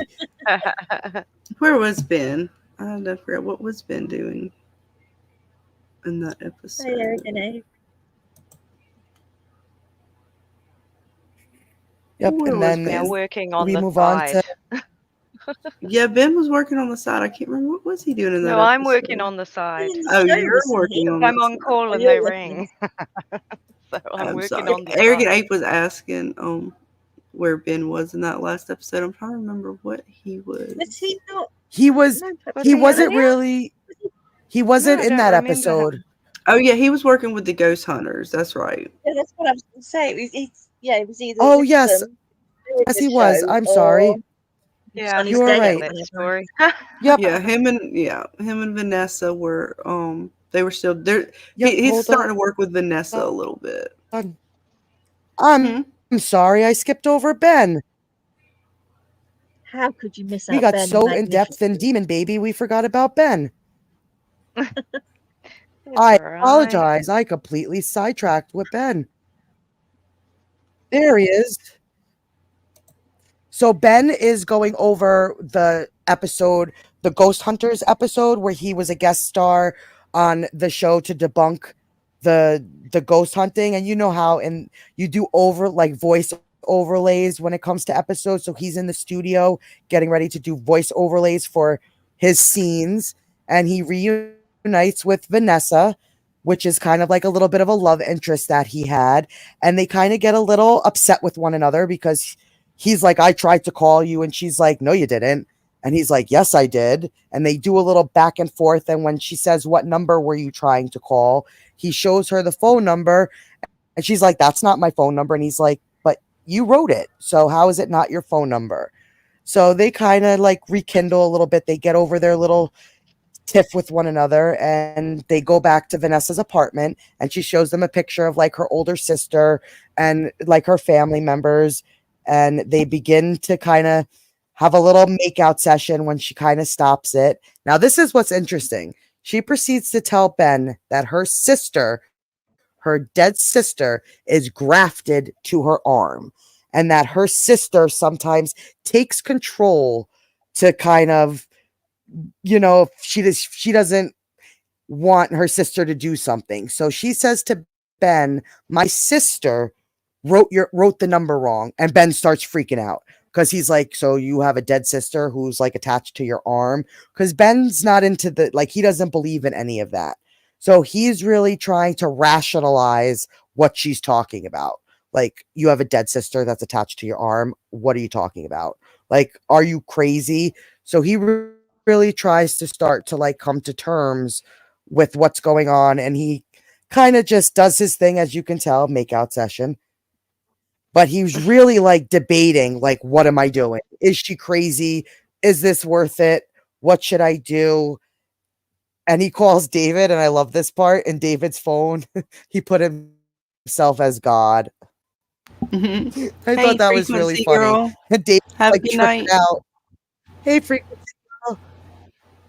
Like he's like freaking out because he's tripping balls, seeing dead people, and he's actually in this one quick second is thinking God's calling him. Do you remember how he picked up the phone? He was like, hello? Yeah. And he was like, he came up as God. And he was like, oh, yeah, I did he's that. like, the other what day. are you talking about? What are you talking about? And David kind of tells him, listen, if you like her, find a workaround almost. And so he ends up sleeping with Vanessa. And that's kind of where that story ends. And I'm so sorry for skipping over Ben. I forgot about Ben. Arrogant Ape, you have to watch the show to find out. He may. They do talk, but and now they that's will get officially into the end that of later. episode 9. Episode 8. They do get a little bit into that later. Yeah. Because later he may or may not have to do something to help her with her sister. But it gets a little bit crazy. Really? That's like a normal thing for guys? They just like have a mirror moment where they're debating whether the chick in the other room is worth sleeping with? How psycho is she? Is it worth it? They'll still do it. Yeah. We could see that. Really, I'm curious, guys and men in the chat. What is your crazy meter? Like, what is your like? Yeah, I'm not sleeping with her. What is acceptable level of craziness for it to be okay to sleep with somebody? I'm just curious what the guys are gonna say. No telling. I'm just very curious. Guys prefer the crazy. What's your line in the sand? Would you sleep with somebody if they're like, I have my dead sister?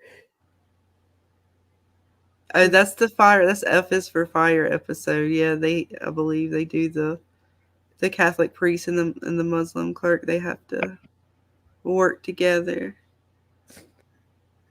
That's a good episode, though. Let's see. I don't have the chat pulled up. So what are the guys saying? Let's see. The answer is always yes. They're being rude. Or they were. I'm not going to read the rest of it. I'm not reading it. I highlight you. That is as good as you're going to get. Okay. I stopped What's watching. the deal breakers, guys? 10 out of 10. How hot is she? There we go. Is that the deal breaker, Snugs? How hot they are? You'll take a lot of crazy as long as they're hot? Data asks, why do you ask these guys these questions? What did you expect? I'm just curious. I just want to see what level of crazy is acceptable. Any level, by the sounds of it, unless they were abducted by aliens. Like, when do you walk away? I just am curious to know. But that's how episode 8 ends.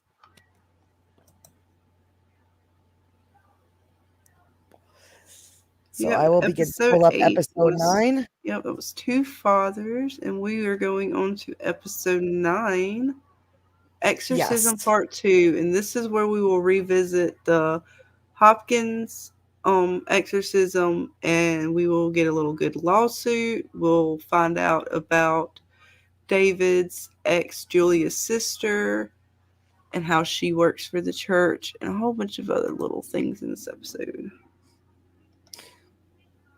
So do you want to start with Leland, or do you want to start with the Exorcist storyline? Just you can start how you have it in the. Okay, pulling that up now.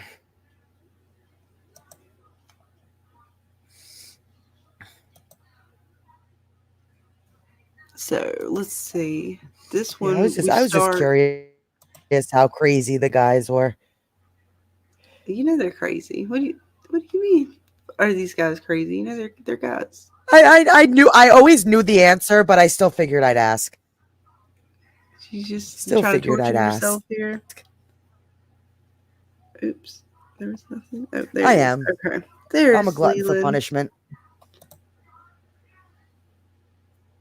So first, we're gonna basically. So the beginning of this episode, or one of the main storylines is we got Leland again having another session with Sebastian.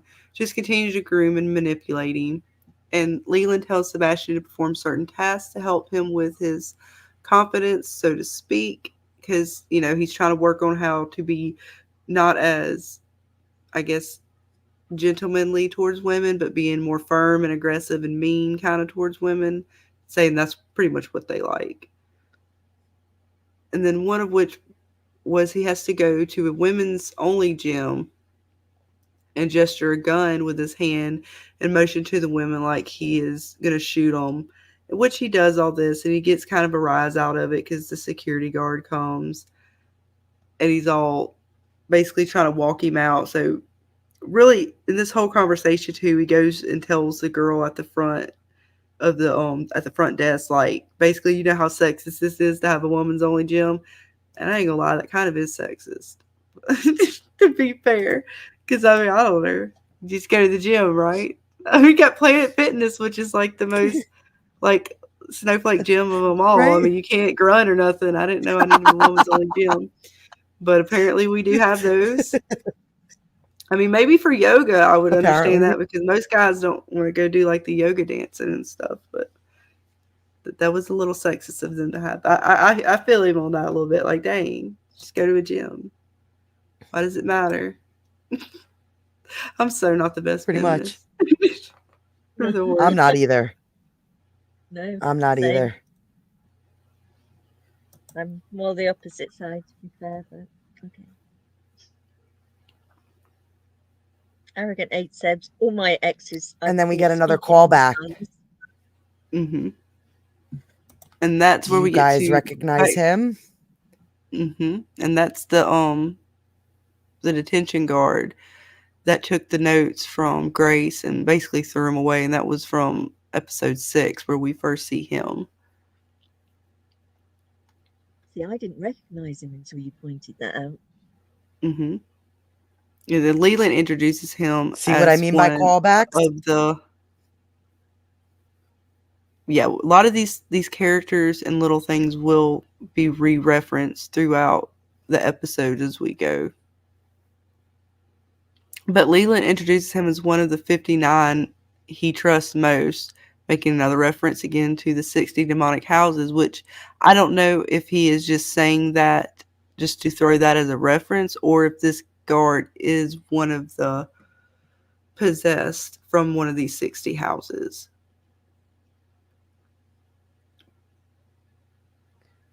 And so I'm really curious if you think that is, if he's possessed or he's just someone helping, because we get quite a few people who are just helping, but he seems to almost, the way he referenced him with the 59 made me think he was something a little bit more than just one of these average people that he kind of comes across and like manipulates. He's obviously not a nice person as well, so, but I don't know. I generally consider him more of a helper, because I can't see him working for Leland if he was a demon himself. Mm-hmm. I'm not sure though. So it could be like a protector. Maybe they have like 60 people that are with each house or something. I don't know. It was just weird, like, because they made sure to reference again the 59 people, making him 60. So that was interesting. They use a lot of these same verbiage and words and throughout the show. It makes my brain go crazy. Yep. And then they go through it. So Adam does begin to It really does. Sebastian. Yeah. So we go through and Adam begins to teach Sebastian how to handle the gun and sort of has conversations with him, talking, and then he tells him, he's killed before. And so when he does... he does, doesn't he? Mm-hmm.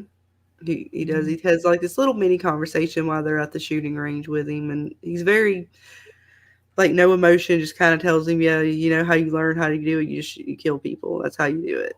And eventually you just get used to it. That's how you get good at it. Mm-hmm. Once Sebastian's had training and he's sufficient, Leland tells him about David in his prayer group, and tries to get him to target the prayer group because it has women in it. And he's hesitant because he's like, well, I don't really want to shoot David. My problem's not with, like, David. My problem's with women. And he's like, well, there's plenty of women there if you just kind of shoot him, and then you could kill whoever you want after that. And the kid's kind of like, nah, I don't want to do it. And eventually Leland just basically gets him to do it. But he doesn't quite make it all the way through. He ends up shooting himself right here at the end. Where he's like got all these guns, he's got all these weapons. He thinks he's like big man, and he literally shoots himself. Yeah, right through the head, right under the chin. Oops! Perfect shot. Oops! My bad. Oops. And maybe you shouldn't play with loaded weapons. The back of the wall, it was gross. Kind of deserved, and he does. I don't know. Falls for. They do Gun really good 101. at showing all of the brutal scenes. You never play with them loaded. I don't get what's so hard about that. And yeah, blows his brains out and drops dead. I love how they you see the friggin' opening on the back of his head. I know. They're yeah, you're not coming back from that.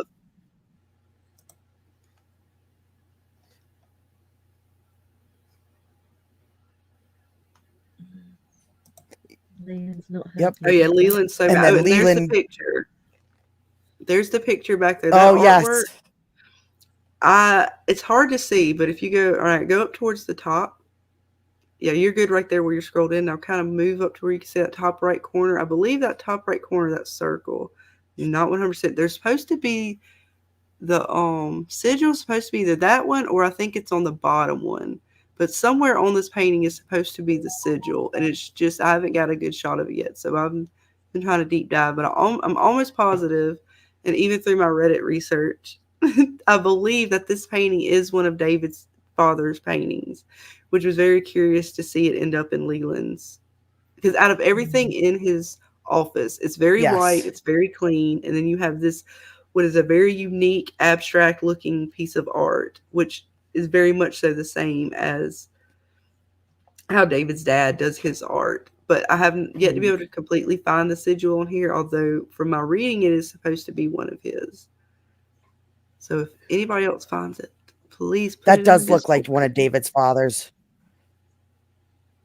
Yeah, and when I zoom, it just gets way too blurry, so you really can't make it out too well. Like you see circles in places, but it's too blurry for me to get like a clear shot of whether one of those circles is actually the sigil itself. And the way that Leland's positioned as well. I mean, it could be in that corner there, but we can't see it yet. Buddha Cafe asks, do you think that's what we need, BK? Would be better if they get more spiritual as opposed to debunking possession? I don't know, because I like both aspects of it. I kind of like that part of the show where we're debunking some of it, but they're still leaving enough breadcrumbs, just enough of it to say, okay, this much of it is psychological, but this is still left open to interpretation. We're not sure. Like that baby, we never really get to see the baby again that she had. So how do we know that the baby that David's father had was demonic, or if she didn't? They never explained that yet, whether that baby was real or not, other than the fact that the baby was real, but we never get to see it, that just she's happy and healthy somewhere, but we never see the child again. And I still think that baby was real. It was a real evil looking baby. But even in the debunking, yes, they debunk stuff that satisfies Ben and Kristen, but it doesn't really, sometimes they really don't debunk things. They kind of just ease their minds to where they think they're debunking something, but it still doesn't really explain it. Yeah. Like they'll think they find a solution to something, but it's still to the viewer almost like they really didn't debunk it, because we almost see things as the viewers that they don't. So it's almost like they, so it's like they debunk to satisfy their own, like whatever's going to satisfy them to that sense. But then we always get little hints that, yeah, it still might be real though. Yeah. And there's what is it? The angel one where Ben can't, it's bugging him because he can't figure out how the angel was projected. Oh, the miracle episode. That's right, yeah. Mm-hmm. Have we done that one yet? Sorry, I might be skipping ahead. Yeah, no, we've done the miracle one. That one was no, yeah, that was episode 2. Episode. Yeah. Yep. Oh, nope. So you're fine. Yeah. But yeah, you see what I mean? Like they debunk stuff. I think the first season, particularly, they debunk a lot of things, which sort of to me kind of sets it up for season 2, and then especially season 3, so we know what sort of is real and what's not real.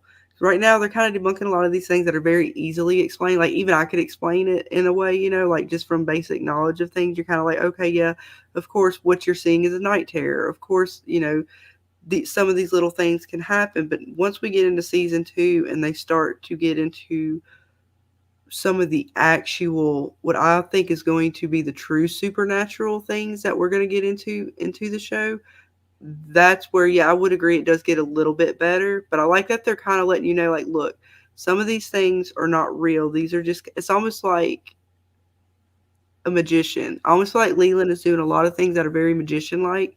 And then we're kind of pulling back the curtain from him, but then we're going to get to see what is really behind the curtain. And we're going to get to see that, I think, in season 3, the way season 3 ends is so good. Those final 2 episodes, I cannot wait till we actually go over them, because they're setting it up for basically what I think season 4 is going to be really good. It's going to be the beginning of the end kind of thing. And I think it's real at this point. Like, when I first watched it, I didn't think a lot of this was going to be real. I was scared. I was going to be disappointed that it was going to be leaving us with just too many answers on the science aspect and not enough supernatural. But after watching season 3, I think they're going to really give us a good supernatural ending. At least I'm hoping so. Yeah, I hope so too. Bitey says the Chinese girl seems real. Oh, the prophet. Yeah, yeah, great. Yeah, she does. Grace, yeah. Grace, stuff with Grace seems very real.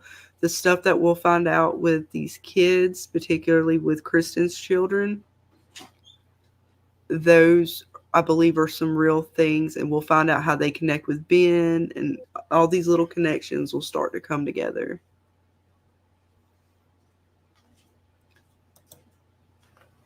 Do you got the next set ready to go? Okay, yeah, there. I'm all ready for you. Alrighty. So after basically all that stuff with Sebastian, we also in the episode get to, again, the Hopkins, Caroline Hopkins.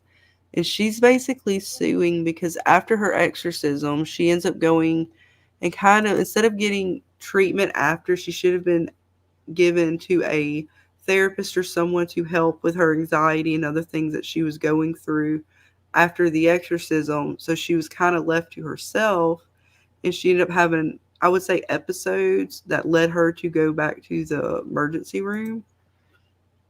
And when she does that, it basically triggers this other doctor to get involved, and then her to want to sue David and the church over her exorcism.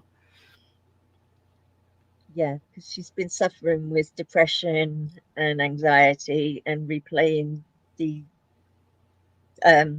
visions in her head and everything. So I think she's going a little bit crazy, and so she almost like exorcism PTSD. Yeah. Like she almost has PTSD from it. And they get the attorney for the church, the one that kind of represents the church a lot in a lot of cases, especially with the exorcisms. And it happens to be the sister of David's dead fiance, Julia, named Renee Harris. And she's basically very good at her job. She's really good at basically covering up for the church if need be in a lot of these cases, because a lot of, especially the exorcism cases, a lot of these people end up with all kinds of medical bills and things from it, and the church does not want to be held liable. Of course, they don't want to have any kind of bad look on them. So she's there to kind of help smooth things and keep the church out of court as best possible. But she ends up going through all these depositions with David and Kristen and Ben over the exorcism that had happened, and it's revealed that the doctor that Caroline ends up going to after the exorcism basically performs where you kind of go back and you bring up all of that old trauma to try to get through it, but if you're not careful, you just cause more harm than good. And this doctor even expresses in his own notes and in these different journals and stuff that he's posted that his own practices are dangerous if not done right. So they basically come to an agreement between Carolyn's attorneys and the church's attorneys that they'll just pay for Carolyn's medical expenses, and that's basically about it, because they realize that there's no way they can prove the church's exorcism alone caused her to have all these other delusions and things that came after, because he also prescribed her drugs or psychotic drugs that the side effects were on par with the conditions that she was under, or the things that she ended up showing, which was the depression, the suicide. All these things were direct side effects of those drugs. And it tried to show how he was linked to these drugs through the pharmaceutical companies, giving kickbacks and stuff like that. So they basically just debunk the psychotherapy, so to speak. Yep. And that's the second, Kristen basically goes the second after him. storyline. Oh yeah, she does. And that is the main storyline, sort of, that goes through this episode. That the episode is named after, which is the Exorcism Part 2. But don't forget Sexy Time. Oh yeah, that's at the end. Where David. Yeah, after they've won the case, he breaks his vows and he ends up sleeping with Julia's sister, Renee. Yeah, Renee Harris. He ends up sleeping with her, which he's not supposed to be doing. He's breaking his vows, and he begins to question his future as a priest, which she wasn't going to leave. She basically told him she wasn't leaving until he touched her. So poor David, he's trying to be. She kind of gave him no choice. Yeah, he Ladies just throwing it at him. Gave him no choice, right? I mean, if it's there, what are you going to do? As they've said, there's no amount of crazy. If it's there, take it.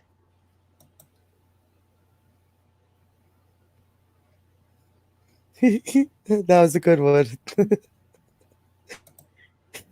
Yeah, that was a good episode. That was funny. Buddha Cafe says, "Do you think she was wrong for wanting and to then sleep there with David?" I do.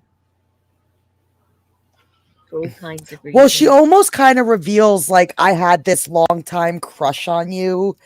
Like, that's your sister's fiance. Like, I don't know why you should be crushing on him in the first place, but that's just me.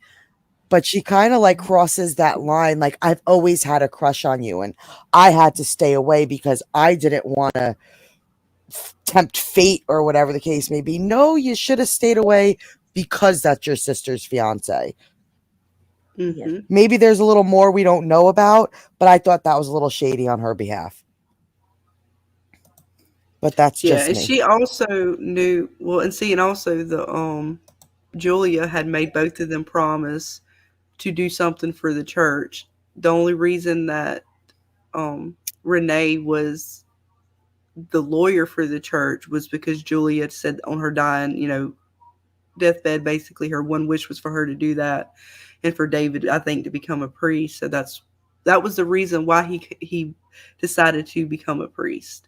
He says a lot of it was for God, but it had a lot to do with Julia and her passing. So yeah, the sister was she was being a little bit sleazy there. I can agree. She definitely tempted David, and that is a big trigger for David, I think, as far as what they want his character to have is, the addiction to sex and him trying to not succumb to that, but he does several times throughout the seasons. David needs some action. Stop hating on the dude getting a slice. Yes. Look, man, he's the one who chose to be a priest. Nobody it forced was his him. decision. Well, I guess Julia did. She did tell him he had to. She did kind of tell him that. Snuggie Jr. Well, I mean, if it's right there. Ice. And then don't forget we have the little side. Yeah, it's only sleazy in the morning after. Well, they end up getting. Well, later we'll find out that it comes back to haunt both of them. Pretty much, that's in the next episode. Yeah, and this. But don't forget Kristen's little story. As I say, the final story in this one, we got Kristen right there, and that is she arrives home still intoxicated. Wait, is that where we're at? Did I do the right episode? Yeah, okay. She's fucked up. She's still fucked up. Intoxicated by the punch, and she finds her husband. She's still so high. And after they reconnect, they are awoken in the middle of the night by like the most like God. I don't even know how to describe it. It was the worst sound ever from this cat. It's like stray cat comes in the house. It's not like a demon or something, because it's not just like meowing or making growls. It's just ridiculous sounds. Yeah, it was monstrous screeching noises they discovered it to be. It was an old cat that latched itself onto like David's sweatshirt, and it was giving Kristen these mad evil looks too. And so Kristen has to like basically look at its face. Yeah, she has to grab it. It's latched onto that sweatshirt. It's a black sweatshirt that David gives her at the end of the night after they come back home from the root ceremony. And so she puts that in the hamper, and the cat immediately goes for that. That's why he's in the closet. He's trying to get the sweatshirt, which was weird. I'm assuming it's because she's having feelings for David, so they're trying to play off of that. But that cat gave her the evil eye. Yeah, stared back to her vein. And they put his hand. See that? So they put it in the that cat looks mean. Leave him alone. I don't know. I don't have cats, and I'm not a big cat person. But can they actually make faces that look that mean? Oh yeah, probably. Yeah. I believe it. Like that cat looks mad right now. Look at that. He's like pissed.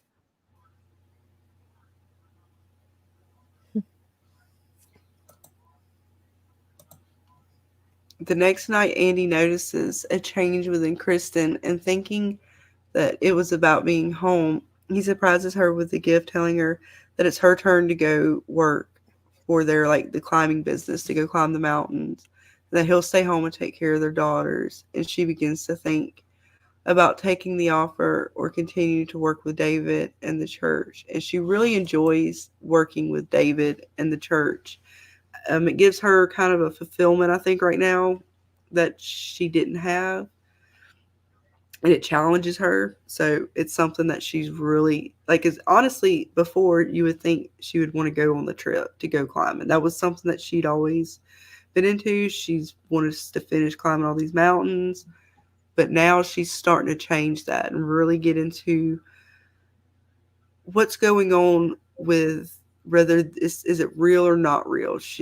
I think she's gonna, by the end of season 3, she definitely believes it's real, and so I think a lot of them will. Ben, everybody's gonna kind of come around and say this is real, and we can no longer deny what we're seeing. But that is pretty much the 3 main stories in episode 9. Snuggie Jr. says that was CGI. Yes, the cat.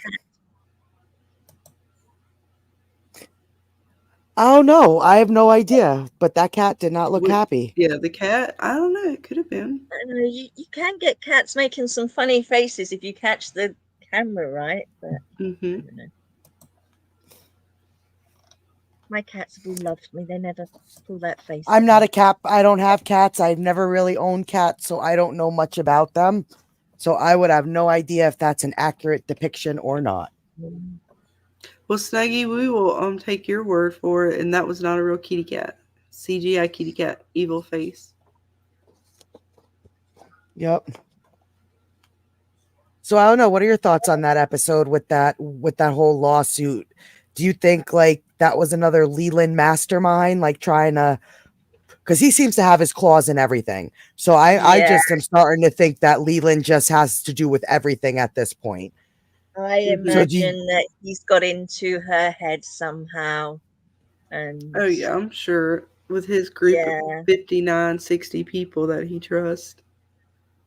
They're everywhere. Yeah, they seem to have a hand in whispers in everybody's ear. Right? Like you find out how, like, and even in this upcoming in episode 10, you find out even more of his, like, it's insane how much stuff he is just connected to at this point. Like, that's what makes Leland so scary to me. It's like, he's not just this villain who is like sitting there, like just, twirling his mustache, trying to get his vengeance on the world. Like, he has actually got his hands in so many honeypots that it is like, he is just he's in it. Yeah. So at this point, like everything I see, I almost suspect Leland. Yeah. Yeah, watching the way he groomed Sebastian was terrifying, really. Jen Hack says, and how easy it was. Yeah. It was so easy. Just gotta like, am I wrong? But oh, what does Jen say?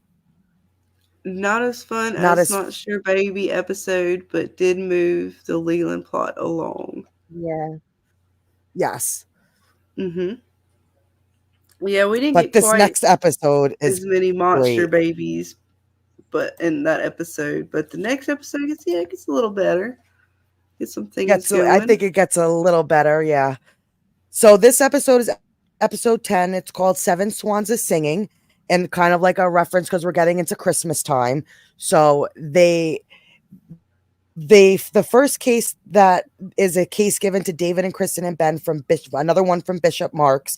They're investigating a group of teenage girls at this local Catholic school who have been repetitively singing this song, and so much so that like it's become like a Newsome in the class. They're like, I guess, just singing the song over and over and over and over again, so much so that even when the teachers and people tell them to stop, they only stop for a quick second and then go right back to singing the song. So they kind of call in Kristen to evaluate the girls and see if something is maybe wrong. They basically got a the earworm kind of thing where you get the song stuck in your head. Yeah, and Kristen tries to evaluate them. Go ahead. I'm sorry. I was trying to remember what that was called. I think. And like, nope, that's fine. Yep, I think it was like repetitive song syndrome or something like that. They actually had another word for it too, like. And so Kristen's really trying. She's trying to give them tools to maybe offset the thought in their brain. Like, one of the things she suggests is chewing gum or singing another song. So she tries to give them tools to kind of get this song out of their head, but nothing seems to work. So she's kind of in bed with her husband, and they're like talking about the song. And the older daughter actually recognizes the song and tells Kristen that it's something called Putsy's Christmas. And basically it's a nice little meme about Santa Claus wanting to get high. They want you to and sing he it, Dana. Eats a nice little gummy bear that I don't know. It's going to get stuck in my head because that actually happened. That actually happened the other day. Like, when I was watching this episode, even today, the stupid song got stuck in my head, and I'm trying so hard not to sing it. but 2 it's votes for like singing. it definitely works. You notice No, too in I am that, not a singer. You don't want to hear this New Yorker sing. notice in the video that there's also the Okay, stop it. They have the unicorns just like they do on the notebooks. It's the unicorn heads. Oh yes, the bloody heads of the unicorns. But it's like Santa got high because he ate a yummy gummy. And it's just so fucking hilarious that Santa is just getting high off his gummy bears. Question for Snuggie: is that like cannibalism if you take a edible gummy bear? Is that like cannibalism for Snuggie? I'm sorry that no bears were harmed in the making of this video. I just want to put that out there for Snuggie so he feels comfortable. No bears were harmed.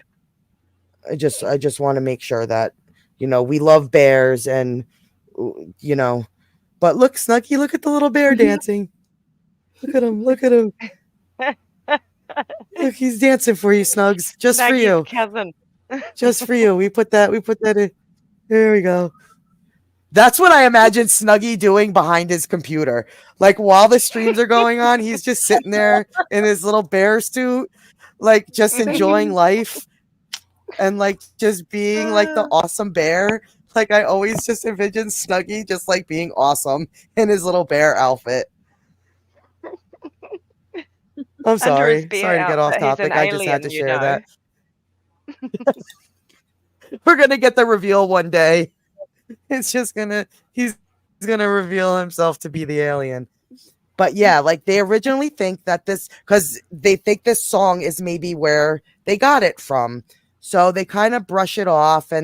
But when they go back to the school, it is now not only 4 girls stuck singing the song, the entire choir is now stuck singing this song. So it's starting to become a little more problematic and a little more, you know, scary because not only like so many girls now are stuck with this song in their head. So they're trying to go over things with the bishop and trying to maybe explain it. And Kristen explains that there are past incidences.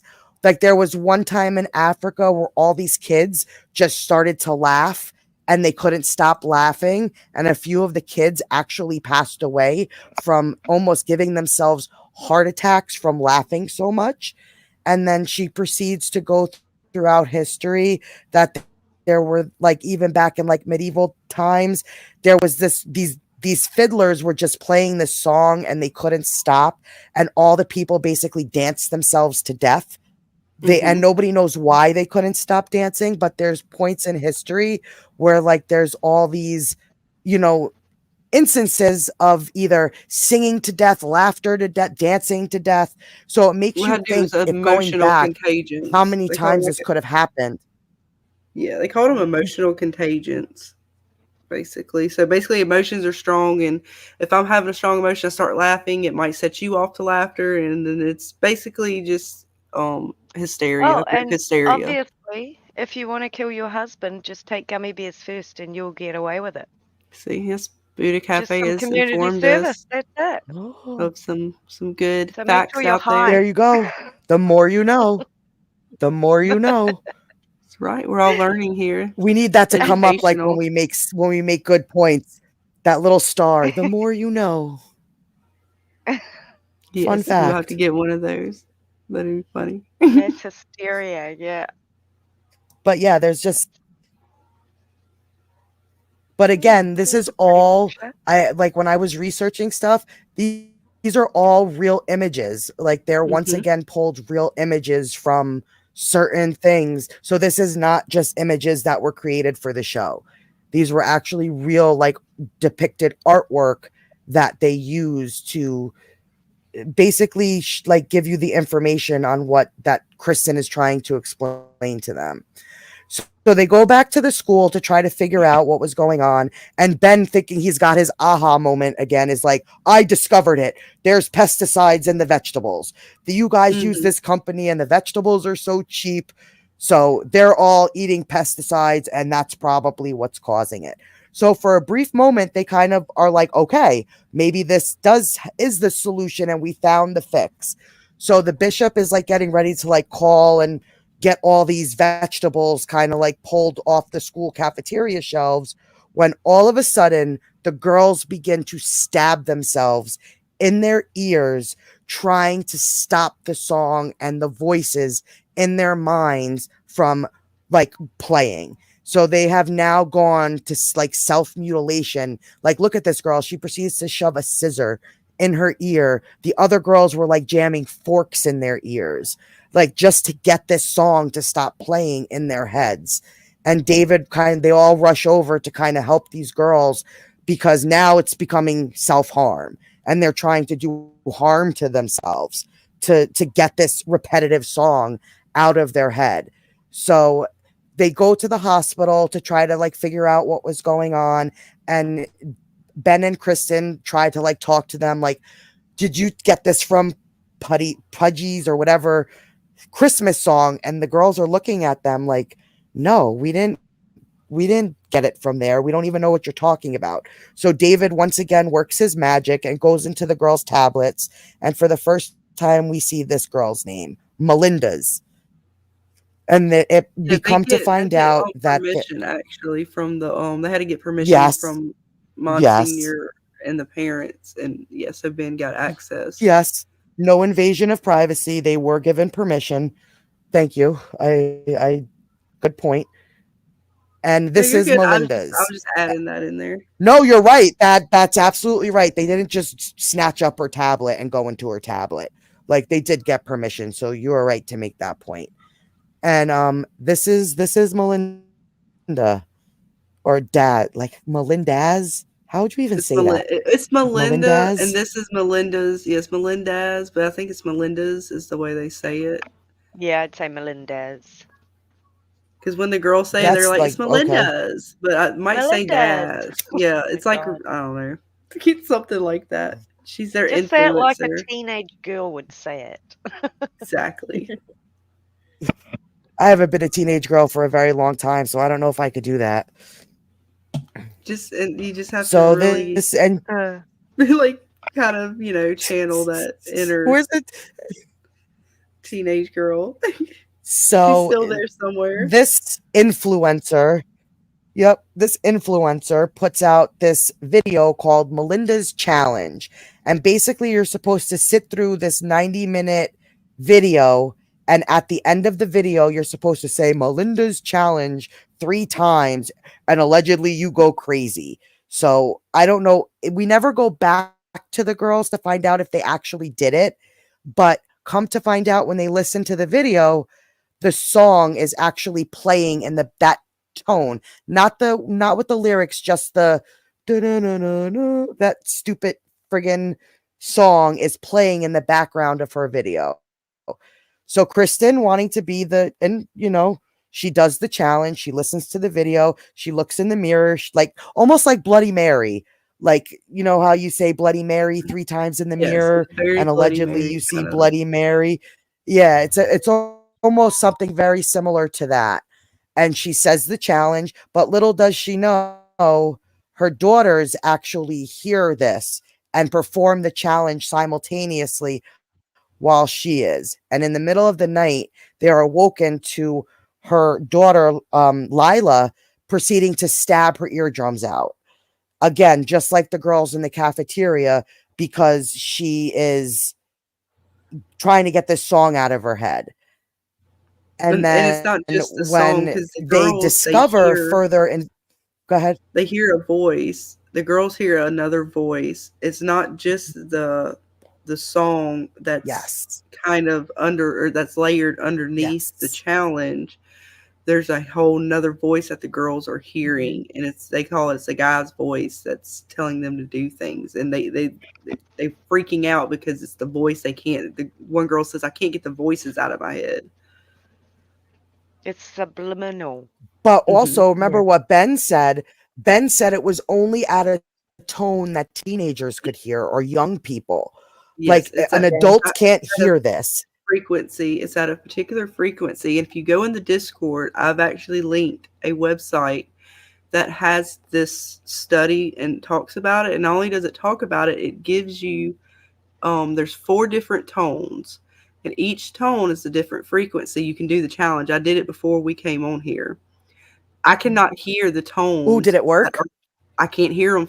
They gives you for an age. So it's like 50. If you're 50 and under, then it goes down to like if you're 25 and under, and then if you're like 16 or under. And when you click on it, you can, the first one you can hear, and it is very much so. Ooh, interesting. Like very loud. Like you hear that like very loud dong, and then after that you don't hear nothing. So think of like a dog that hears a dog whistle. They can hear a frequency that is higher than we can hear. So basically, as you age, I want to do that. Basically, as you age, your hearing, they say your hearing goes. Well, that's kind of part of that. Yeah, and I watched your video that you put in Discord. Yeah. Big shout out to Raven. Oh, we're doing that in the Discord after the stream. $2. What do you do? Chat. We got a super chat. Yeah. We got a He's super chat. singing, and he wants everybody to have it stuck in their brain. I can't even sing it anymore. It's da da da. I can't remember the tune. Okay. Grab it. Something like that. That's it. Now it's not going to leave my brain. Thank you, Ravener. Oh, whoa. Yeah, we got some woes. I know, I'm trying to find it. Can you find the woe? Nobody's I found it. Oh, have you got them? Oh, that's right. I forgot. Maybe they're at the top and I'm looking at the bottom. Smurfs, yeah, it did sound like Smurfs. I found the glitter, that's for sure. Okay, there's the woe. Yes, give him glitter. He can have glitter. Yay! And glitter for everyone. Yeah, because I mean the woe is Raven. Are you ready for the woe? So okay, we're ready. We're ready. Whoa! There you go. Yeah. You get to yell at himself. There you go. Taco night. Oh, hostess of the mostest. I had tacos tonight too. We had taco night. I don't think as well. Ice Queen knows what Marmite is, or is Ice Queen voting for Marmite? Maybe. No, I'm saying Marmite is the English version of Vegemite. Yeah, it's the best. Vegemite's yes. I have no idea what that is. It's okay. You probably don't want to know. So okay, I will take your word for it. So you can hear it. Your dad couldn't hear the cricket singing. Yeah. I know. We are going in the Discord after the stream, and we are doing that. I want to do that. Yes. Yeah, it was interesting because I was like, nah, there's no way. I got to put my headphones on though, because I did it without headphones on, but I could hear the first like 1 or 2. I could hear the ones that where I was older than the age. It's like that. And what's cool is we are all scattered ages. So I wonder if like Kiwi will hear something that I'll hear less because I'm old. Well, and then like won't hear that. Like I'm just curious to see with our difference in ages. You won't be able to hear them at all. Well, I'm right behind you there, so I'm not that far behind you.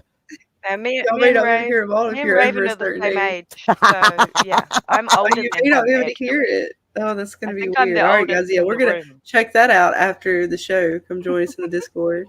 Yes, I probably don't hear anything at my age, but for definite. I'm sorry, we continue on with that episode. That is really cool, though. If you haven't checked it out, though, of course, we have to do that. Carry on.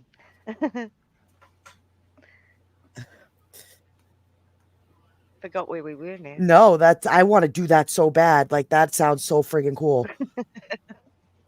So, we go back to Kristen's daughter, and this is when she finds out that there was, the voice was, and she's like, what? She's like, the voice was telling me to like join the army, join the dark army and like destroy or get ready for war. It was very dark with what the voice was saying. And the daughter's a little upset by it, understandably. Look, she's young. Imagine getting that voice stuck in your head. We'd all be trying to dig out our eardrums.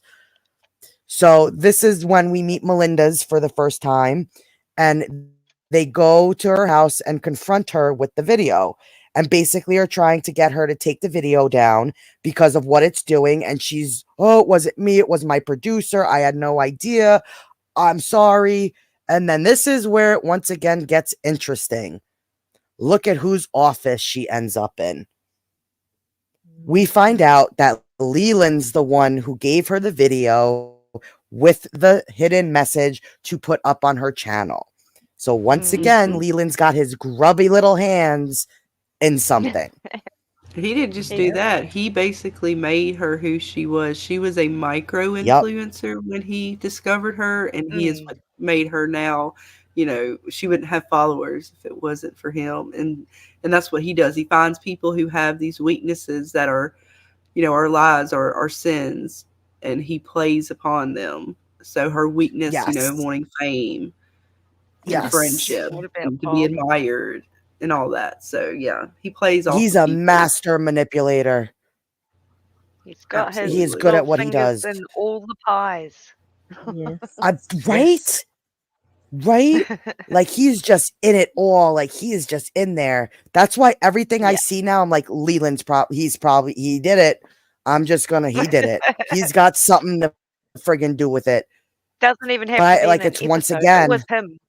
Yeah, he was there. Yes, like yep. Don't even have to see him. We just know he's there. And then they kind of, I guess, make what they basically do is Melinda goes on her channel, brings more interest to the video by apologizing and crying and getting so upset. Oh, I'm sorry. And I'm going to take the video down by the end of the day. Like, and so she's, and so they know, they're like, oh, this thing's going to be downloaded now. Yeah. Pretty much. So it's like almost like they made it worse in a way. And that is how that's. Oh, that's a good movie. That's a good movie. What? Oh, it's about of a movie. Which movie? What about Bob? What about Bob? Oh yeah, what about Bob? Okay, yeah. The Ghostbuster dude, where he's the mental patient and he walks around with the goldfish. And he's okay. Yes. Yes, and he goes to his psychiatrist's house and like lives with them for the weekend and like destroys everything. I don't think I've seen the whole thing, but I do know I've seen bits of that. It's a good laugh. If you want a good laugh, it's worth a watch. And then the second story in the episode, I'm just pulling up my screen here.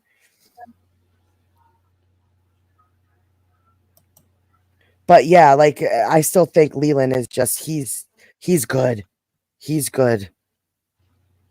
Like I don't think we've all seen a lot of shows, but this is like the first show I've seen where the villain literally has his hands in everything. Yeah. Yeah, Michael. Like, Emerson, is there another really show good. that he does really good? And then even in Lost and stuff, he does really good in that. And it's really cool to see. Yeah. Like, because some like me and Kiwi, I know we recently finished Lost. So I saw the original. Oh, did you see the original? Okay. Times. Yeah, I didn't. So watching it like now, seeing him young, you know, and then watching stuff like this, it is like just to see how different he is. He is still so good though. He was good then. We still love to hate him. Everything he plays.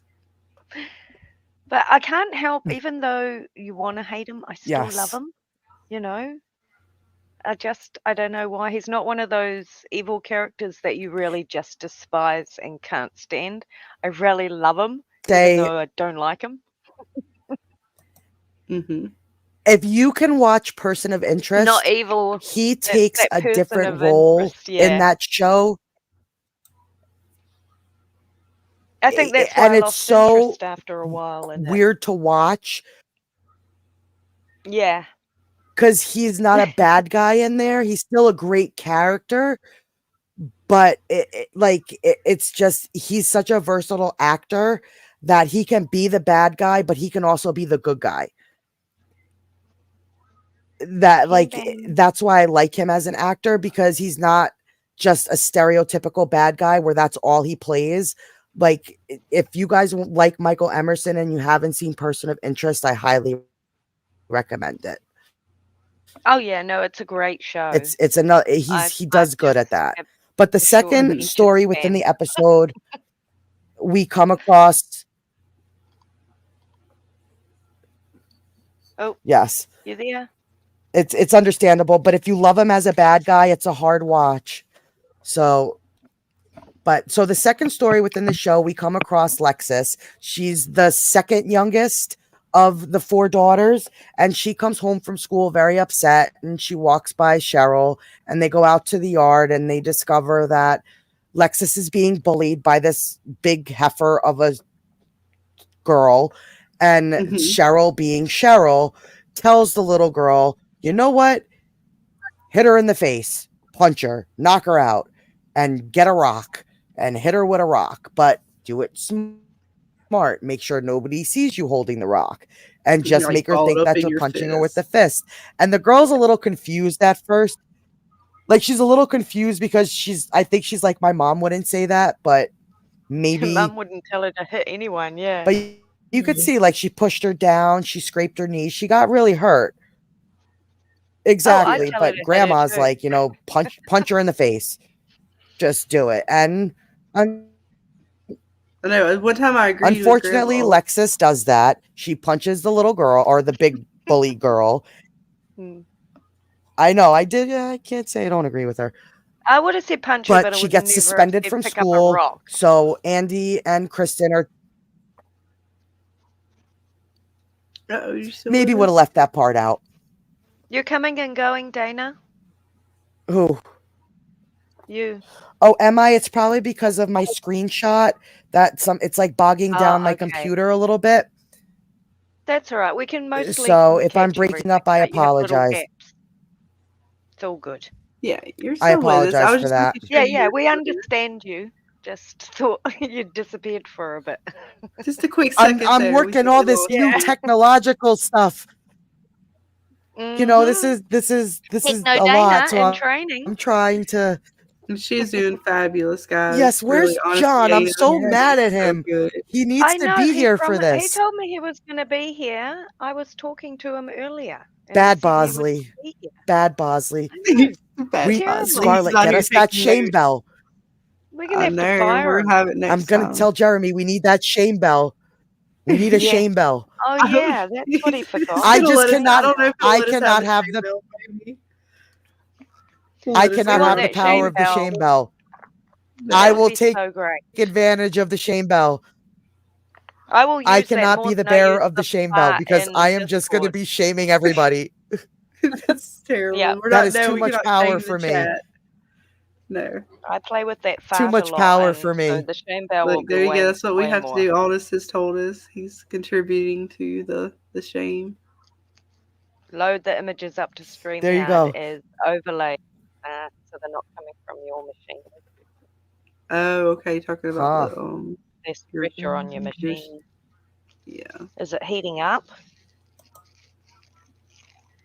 Are you on a laptop or a computer? So desktop? Andy and Kristen, they go in. Yeah. So they go into the room. Yeah, you're starting to break up. If you want me to, I can. Do the talking for the finish it up real quick for you. Yes, please. Yes, please. We're losing her. If I'm breaking up that much, yes. No. So yeah, basically her parents they go in there and they confront them. And what were they were singing? What were they doing? Were they singing the song? Yeah, they were singing the song in there too. That was when they first heard them sing the song with the mom. Kristen tried to get them to sing another song, but they get Lexi and talk to her. And honestly, as a parent, I can't agree with Kristen and Andy here completely. No, you don't have to go getting in fights. You don't go starting fights. But if somebody puts their hands on you, yeah, you absolutely should be able to hit back. I don't agree with saying you never hit. You never hit. And Lexi's trying to explain that Grandma told me that it was, to do this. And so they're kind of looking at each other and like, okay, we'll discuss Grandma later, but you don't hit. And I'm like, nah, you get to hit her. That's I don't understand how they think that was going to help solve the bully by not hitting, but yeah, I mean, bullies don't change if you don't stand up to them. No, that's what thing they do like. have to do. stand up to the bullies. Otherwise, they'll just keep on. Yeah. Mhm. And Kristen confronts mom and says, well, you know, did you tell my daughter to go and hit the bully? Or, you know, she got in trouble. She's like, and she completely acts like she has no idea anything about the bully, about Lexi, and what was going on with the situation. The poor kid in it. Hey. Yeah, she completely does. She says, look, I'm not trying to throw her under the bus or anything, but I don't know anything. And she's like, so you're telling me Lexi lied? Yeah, I'm not saying she lied. I was like, whatever. Total denial. So rude. Such a bad grandma. So bad. I would have said, yeah, I did tell her. Sorry. And I thought there for a moment, I actually liked Cheryl in this episode up until this point. And then I was like, she goes and basically teaches Lexi that as bad as her lying about the situation was, Lexi, you know, snitching on her is worse, basically. Which is so not what you tell your child. No. They keep secrets from their parent, you know? Yeah. It's so bad. No, but was it just me? Was it just me? Secret. God. Sorry. Was it just me, or for a hot second, did you think that Cheryl that was sitting with Lexis on the swing set? For a quick second, I thought maybe it wasn't Cheryl. Before this incident where she's like, snitches get stitches or whatever the case may be, for a quick second, I thought maybe it was like a demon. For just as quick before this happened, I was like, okay, did somebody like step in? And so for a quick second, go on. No, it didn't occur to me at all, but that's good thinking, other than that this proved it wrong, but maybe. Do you mean when she was on the swing set in the red dress? My thought was wild. For a hot second. Are you talking about when she was on the swing set with the red dress? Is that the moment you're talking about? Yes. Yes. When she actually told her to hit when Cheryl denied it in the kitchen with Kristen, for a quick second, I was thinking maybe that wasn't Cheryl that was on the swing with her. Yeah, and maybe Cheryl doesn't know and she wasn't lying. I get you. That's crazy. But yeah, of course, she does know and she was lying. But I say what you were going to say, because that actually sounds interesting. Yeah, no, I just took it one step further, because you've got this strange cat that has appeared in the house that seems odd. And then I just had this thought, maybe the cat is like some kind of changeling or something that can take on a form of somebody, and maybe that was Cheryl at that point to spread evil to the children. But that was completely way off. But that was my line of thought. Okay. No, that's still interesting. There's no reason to say that the cat isn't something else. Mm-hmm. I just hadn't thought that way either. Could be, you just never know. But not necessarily Cheryl. Exactly. Something, some form of evil thing. Mm-hmm. You know, we find out too on the phone right after she has her conversation that all that good advice came from Leland. Yeah. Oh. There he is again. Trying to give back. He's just trying to give back. You know, he's a good guy. Yeah. Oh, yeah. He's got deep down. Deep down, he just wants to help. He's festive. So he's celebrating Christmas. Oh, wait. Tree.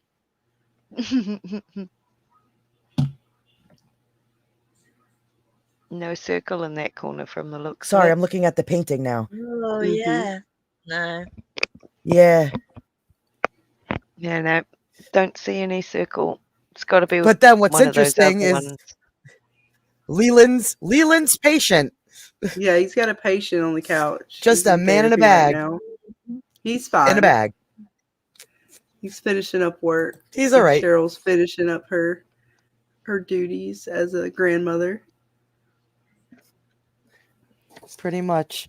And then that ends the second story that was in this episode. And I will pull up the third one now. John just messaged me. But what did you guys think of this episode so far? It's pretty He forgot good. about us tonight.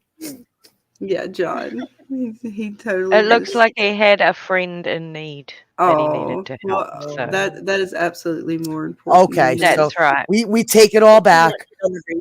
He's We just take it all checking in to back. see We if love you, everything's John. okay. I think it was a good story again. It Yes. seems to me to be another almost just getting things in place, showing us that Leland's hand in everything. There were not enough demons for me. Yeah. I want to see George. Oh, he will come back. And George tends to come back when Kristen is very stressed and heightened, which would increase your night terrors to begin with. That's how you would get your night terrors. A lot of people with PTSD and high stress is when you would get them. So it makes sense that he only pops up when she is highly stressed. Yeah. Oh yes, those kids are going to get even more interesting, Jen. Mm-hmm. Or at least one of them will. Yes, John, be safe. And then we go to your friend. Yes. I'm sure he'll be back yes. time. Sending prayers and love, John. We love our Bosley. And then the third and final story within this episode. Am I still breaking up? No, you're okay. I think I'm a little bit behind actually. When I talk, it's not getting there quick enough. No, perfectly fine. So we see David. He begins to go to confession because he's really torn over sleeping with Renee, and like he's starting to question his path to becoming a priest. He it really kind of it got to him. So he's been going to confession and trying to weigh his options and seeing if he's on the right path or not. But the first time he goes to confession, he doesn't mention to the priest that he is becoming a priest. He leaves that out and just confesses to sleeping with Renee. So it's almost like he still can't admit it, what he's done yet. And then he kind of goes out to the the manger because it is Christmas time. So he goes up to the manger and is just kind of contemplating his decision and if he's on the right path. And he almost kind of feels like he's being followed, but he doesn't really notice anybody. He's just kind of got this feeling and he sees somebody walk away, but he doesn't really pay too much attention to it at this point. And then he gets back to his vehicle and somebody wrote this little heart on his windshield. But when he goes to wipe it off on the outside, we find out that somebody got in his car and did this. So this image was actually done on the inside of his car, because when he tries to wipe it off, it doesn't come off on the outside. But when he goes on the inside of the car, it wipes off. So he's a little unsettled by that, but he doesn't really he doesn't see anybody. So nothing is jumping out to him yet. He gets back to his room at the monastery and he sees this note laying on his bed.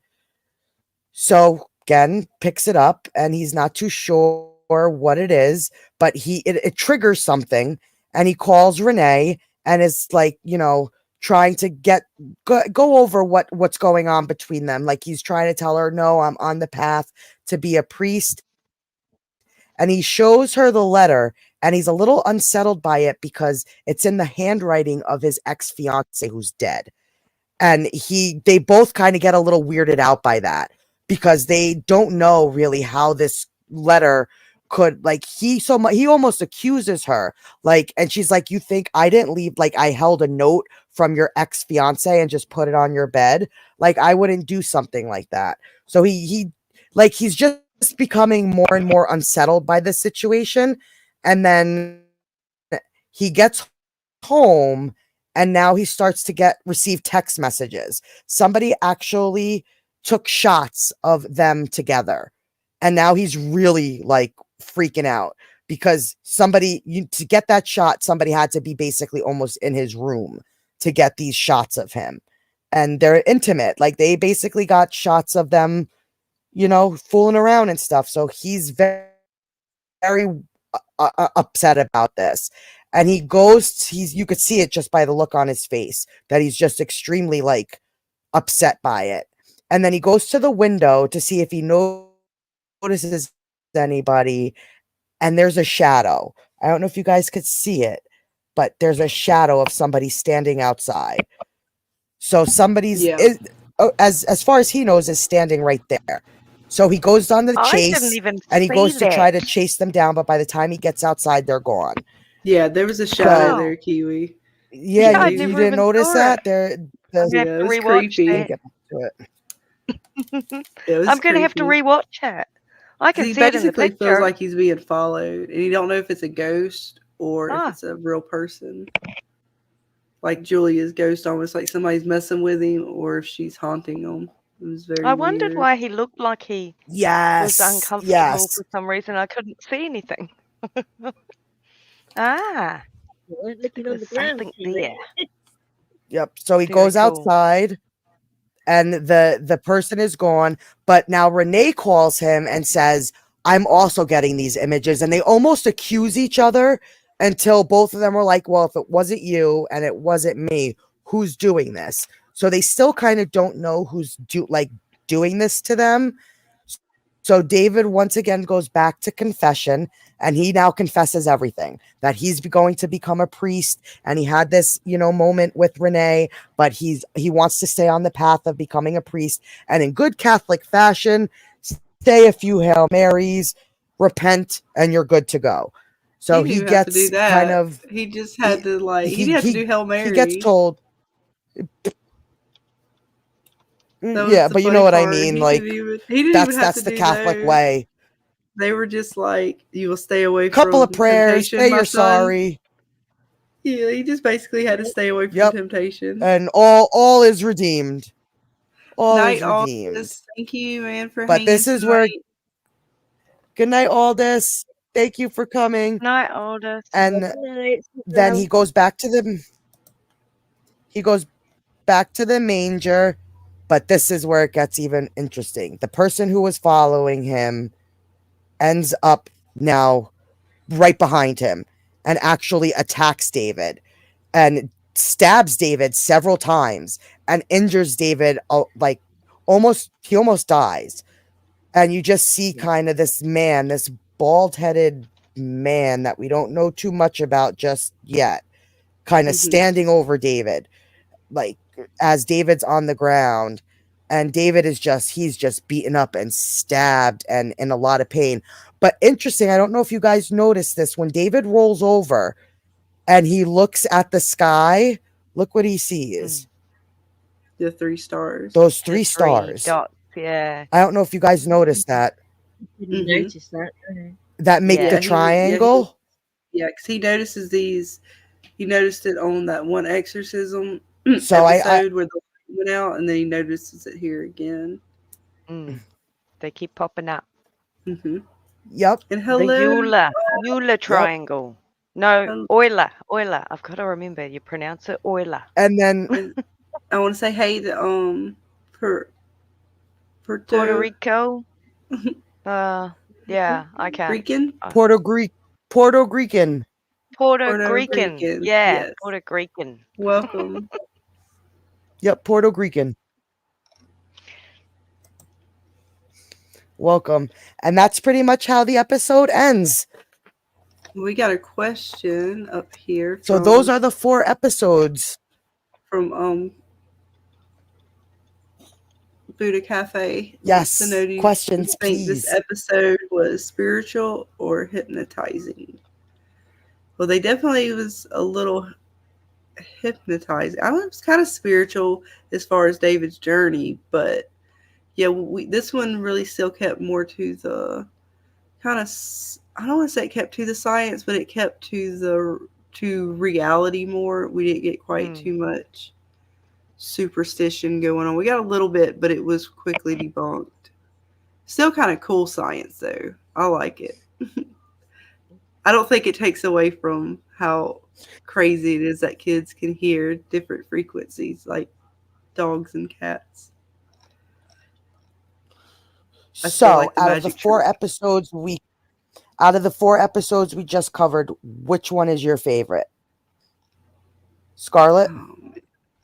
Oh, that's hard to say because each one of them kind of gives us a little something that we need to further the story. But I mean, if you want to go with like the creepy aspect and just the monsters, then of course the second one with two fathers. But the first one I like a lot because of how the actress who played Bridget did her exorcism and how she was possessed and stuff was really good. Kiwi? Sorry, I had my mic out up. Of the 4 episodes we watched, which one was your favorite out of these 4 episodes? I would have to say it was Crazy Weirdo Baby one. That was your fave? Yeah. I would have to say so. It was the weirdest, but it was kind of, I don't know. I don't think any of these ones really stood out much because they were more around the background story rather than each of the single stories. Like they weren't as interesting. Yeah, their assessing wasn't as front and center, except for the one with the father. That was probably the one where they did more of the assessing. But it was good. It was sort of more an information overload, throw everything in there and see if they could figure out what we're saying. And what Stop about it, you? Awesome One? I'm going to set the whole country on you. Nobody says a bad thing about Kiwis here. I mean, we made an American zoo rebuild the Kiwi enclosure, or they would have to send the Kiwi back. That's how bad it is. And the Kiwi wasn't even born here. We gave them a different one, but they're rebuilding the whole enclosure because we said they were not taking good enough care of our Kiwi. So you talk about Kiwis are yummy, and you'll have a whole country after you. Just warning ya. oh my goodness, y'all are getting Kiwi fired up in here tonight. Yeah, we're looking at Japan at the moment because they have Kiwis too, and New Zealand's not happy. We give them to people, and they have to take care of them. Take care of the Kiwis. Kiwi guys. fruit, that's okay. Awesome One. Kiwi fruit is yummy. I'll let you have that. Sorry, guys, carry on. It's okay. And what about you, Ice? Eating kiwis. Out of the 4 episodes, which was your favorite? I'm gonna have to agree with Scarlett. I liked the first episode best because it just seemed we had that more. Is she possessed? Is she not possessed? And true. We still don't really know at the end of the day. I mean. Had more mystery, all these things, but the way she did the acting in that was absolutely superb. I mean, even I was convinced that she was possessed. Yeah, because I looked that woman up, and she's won awards. She's like a stage actress, so that's why she's so good. Yeah, but I think that was my favorite one because it was definitely more on the supernatural side, and I know they were. So like ghosts and demon babies in the other one, but for me that was just hallucinogenic and I don't know, easily answered away. And the other two were just not fillers, but they're information givers, and there just was a real lack of demons. It was all human interaction. Yeah. Yeah, that first one definitely, even the husband to me seemed possessed at the end, the way he flipped. And of course, they say it throughout the first season. Possession mimics, psychotic breaks and stuff like that. So it is, these different mental disorders. But she did it so well that I don't even know if it was a mental disorder. I like how the ghost relative turned up and danced with him at the party with David. Mm-hmm. Yeah, that was pretty good. Cool. And him finding out her story, who she was. I really did enjoy that part. Yeah, those 2 episodes were the best out of the 4. Oh, no. And it was definitely hard to pick between those 2. Agreed. And thank you, Jen Hack. We have a gifted membership. Awesome. Thank you. Buddha Cafe is the winner. Winner, winner, chicken dinner. Yes. Glitter. Glitter, glitter, glitter. We love our glitter. Thank you, Jen. That was awesome. Yes, thank y'all so much. Y'all are the best. Yes. We love you all so much. Yes. And what about you guys in the chat? What out of the 4 episodes we covered, what was your favorite? And I will say this about the last episode, it was the last episode 10. I did like how they start to bring up stuff about social media and stuff like that a little bit, because it can be addicting, and there are people out there who, we always kind of, as parents, we talk about these things, and it's kind of like, yeah, that is evil. So I thought it was kind of a nice touch as far as a parent goes, because, we don't like TikTok and such. So get that out of here. It's evil. Especially now we know that our kids can hear more than we can. I know. That's even scarier. Yes. But I think out of the 4 episodes, for me personally, I think that definitely the first one, the way she portrayed being possessed and just how the whole story flowed, and you really are convinced it's her before at the end they reveal that it was in fact the husband. If they didn't have that, I would have been convinced the entire time that this woman was doing this. Mm-hmm. Whether possession, no possession, that just the way she described the crime, how like the details she gave about laughing on the phone, and like word for word, I would have thought it was her, but I can't get over the creepiness of the baby demon. Like that was creepy. We are talking about Evil, the TV show Evil, Awesome One. That is on Paramount Plus, and season 4 should be coming out in a few months. We're hoping, fingers crossed, this spring. Yes. Demon baby rules. Yes, Jack. Demon baby rules. But this was awesome. Yeah, those were some good episodes. We're almost through season 1. We got 3 more episodes to go. And then we can close out season 1 and kind of wrap that one up. And then we'll get on to season 2, where it gets a little interesting in season 2. Yes. They go through some things in season 2. We get some hot topics, but we get some hot and fiery demons as well. Yep. So it's going to be a hit or miss. Yeah, there's some good things.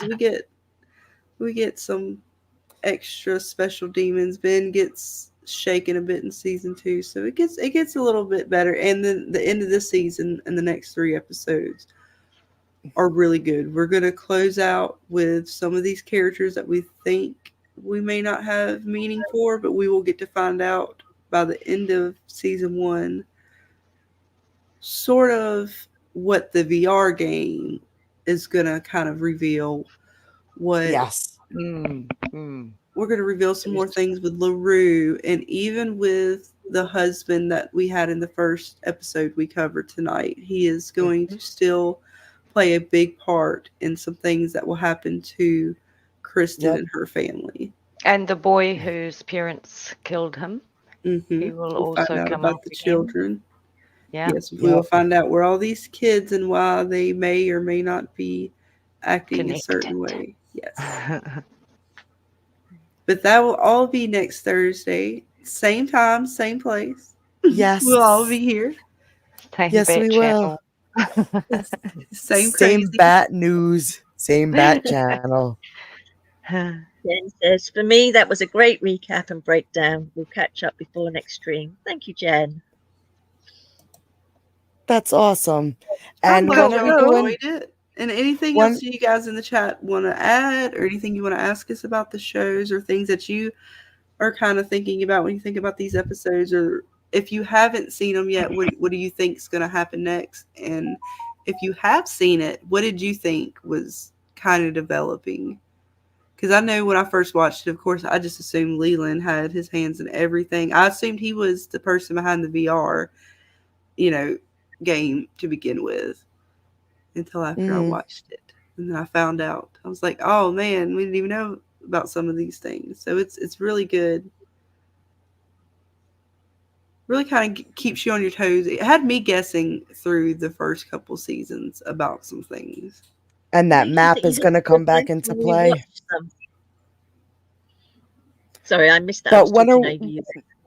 Nope, you didn't at all. I was just going to say the map comes back into play, but when are we going to do the next watch party? Probably sometime this weekend. I'm thinking. If not, then we'll do it Monday. Just depends on how everybody's schedule looks. But I will definitely post it in the Discord. I will try to figure it out tonight, because after we get done here, guys, we will definitely be hanging out in the Discord.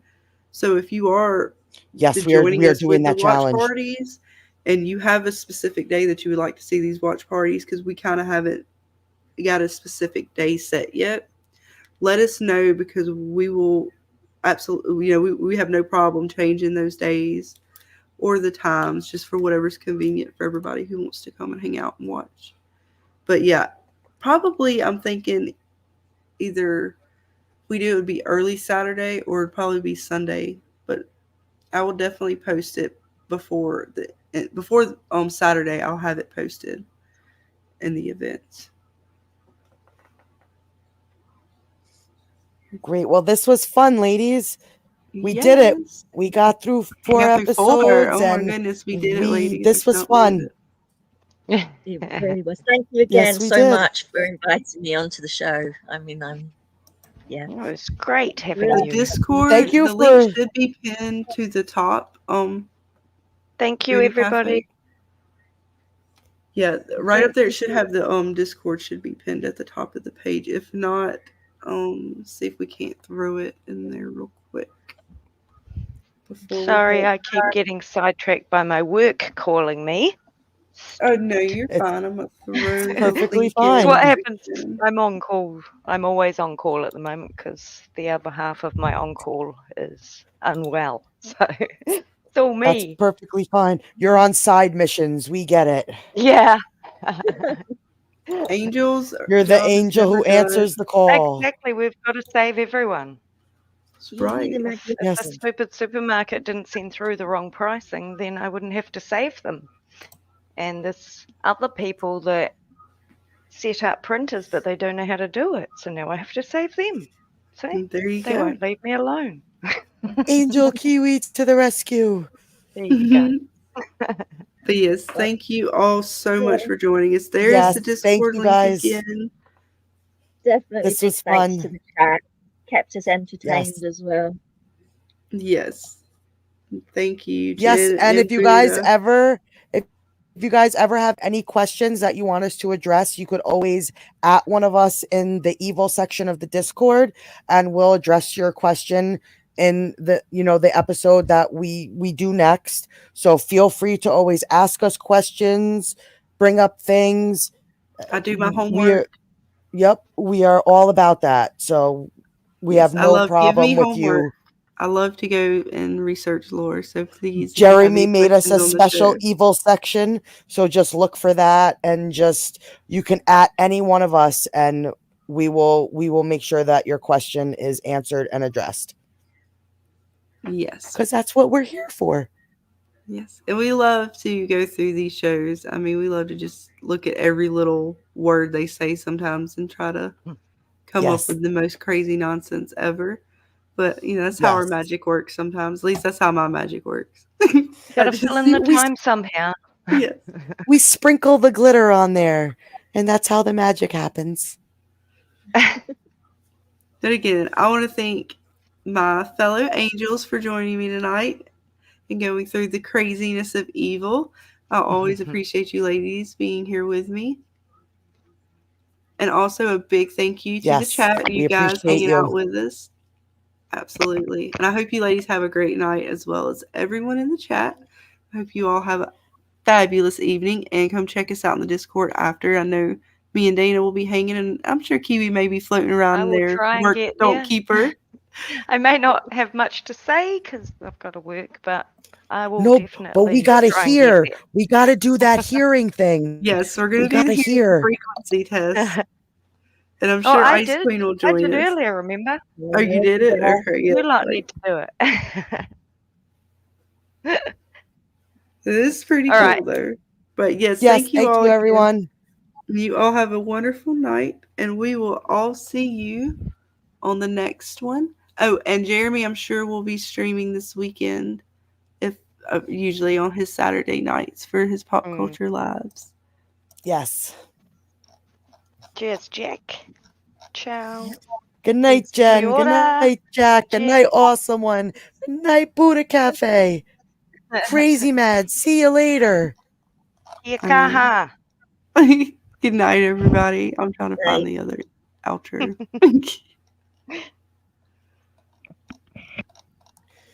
Did we miss anybody? Bye, Ravener, if you're still with us. Good night, Jen. Awesome. Good night, Bitey. Just everybody. No, we're just gonna do the Angels somewhere, intro. Scarlett will find it. I know. I'll find it. We're just gonna do the intro again. It's fine. Good plan. Love you guys. Y'all have a good night. Love you guys. Take care all. Bye.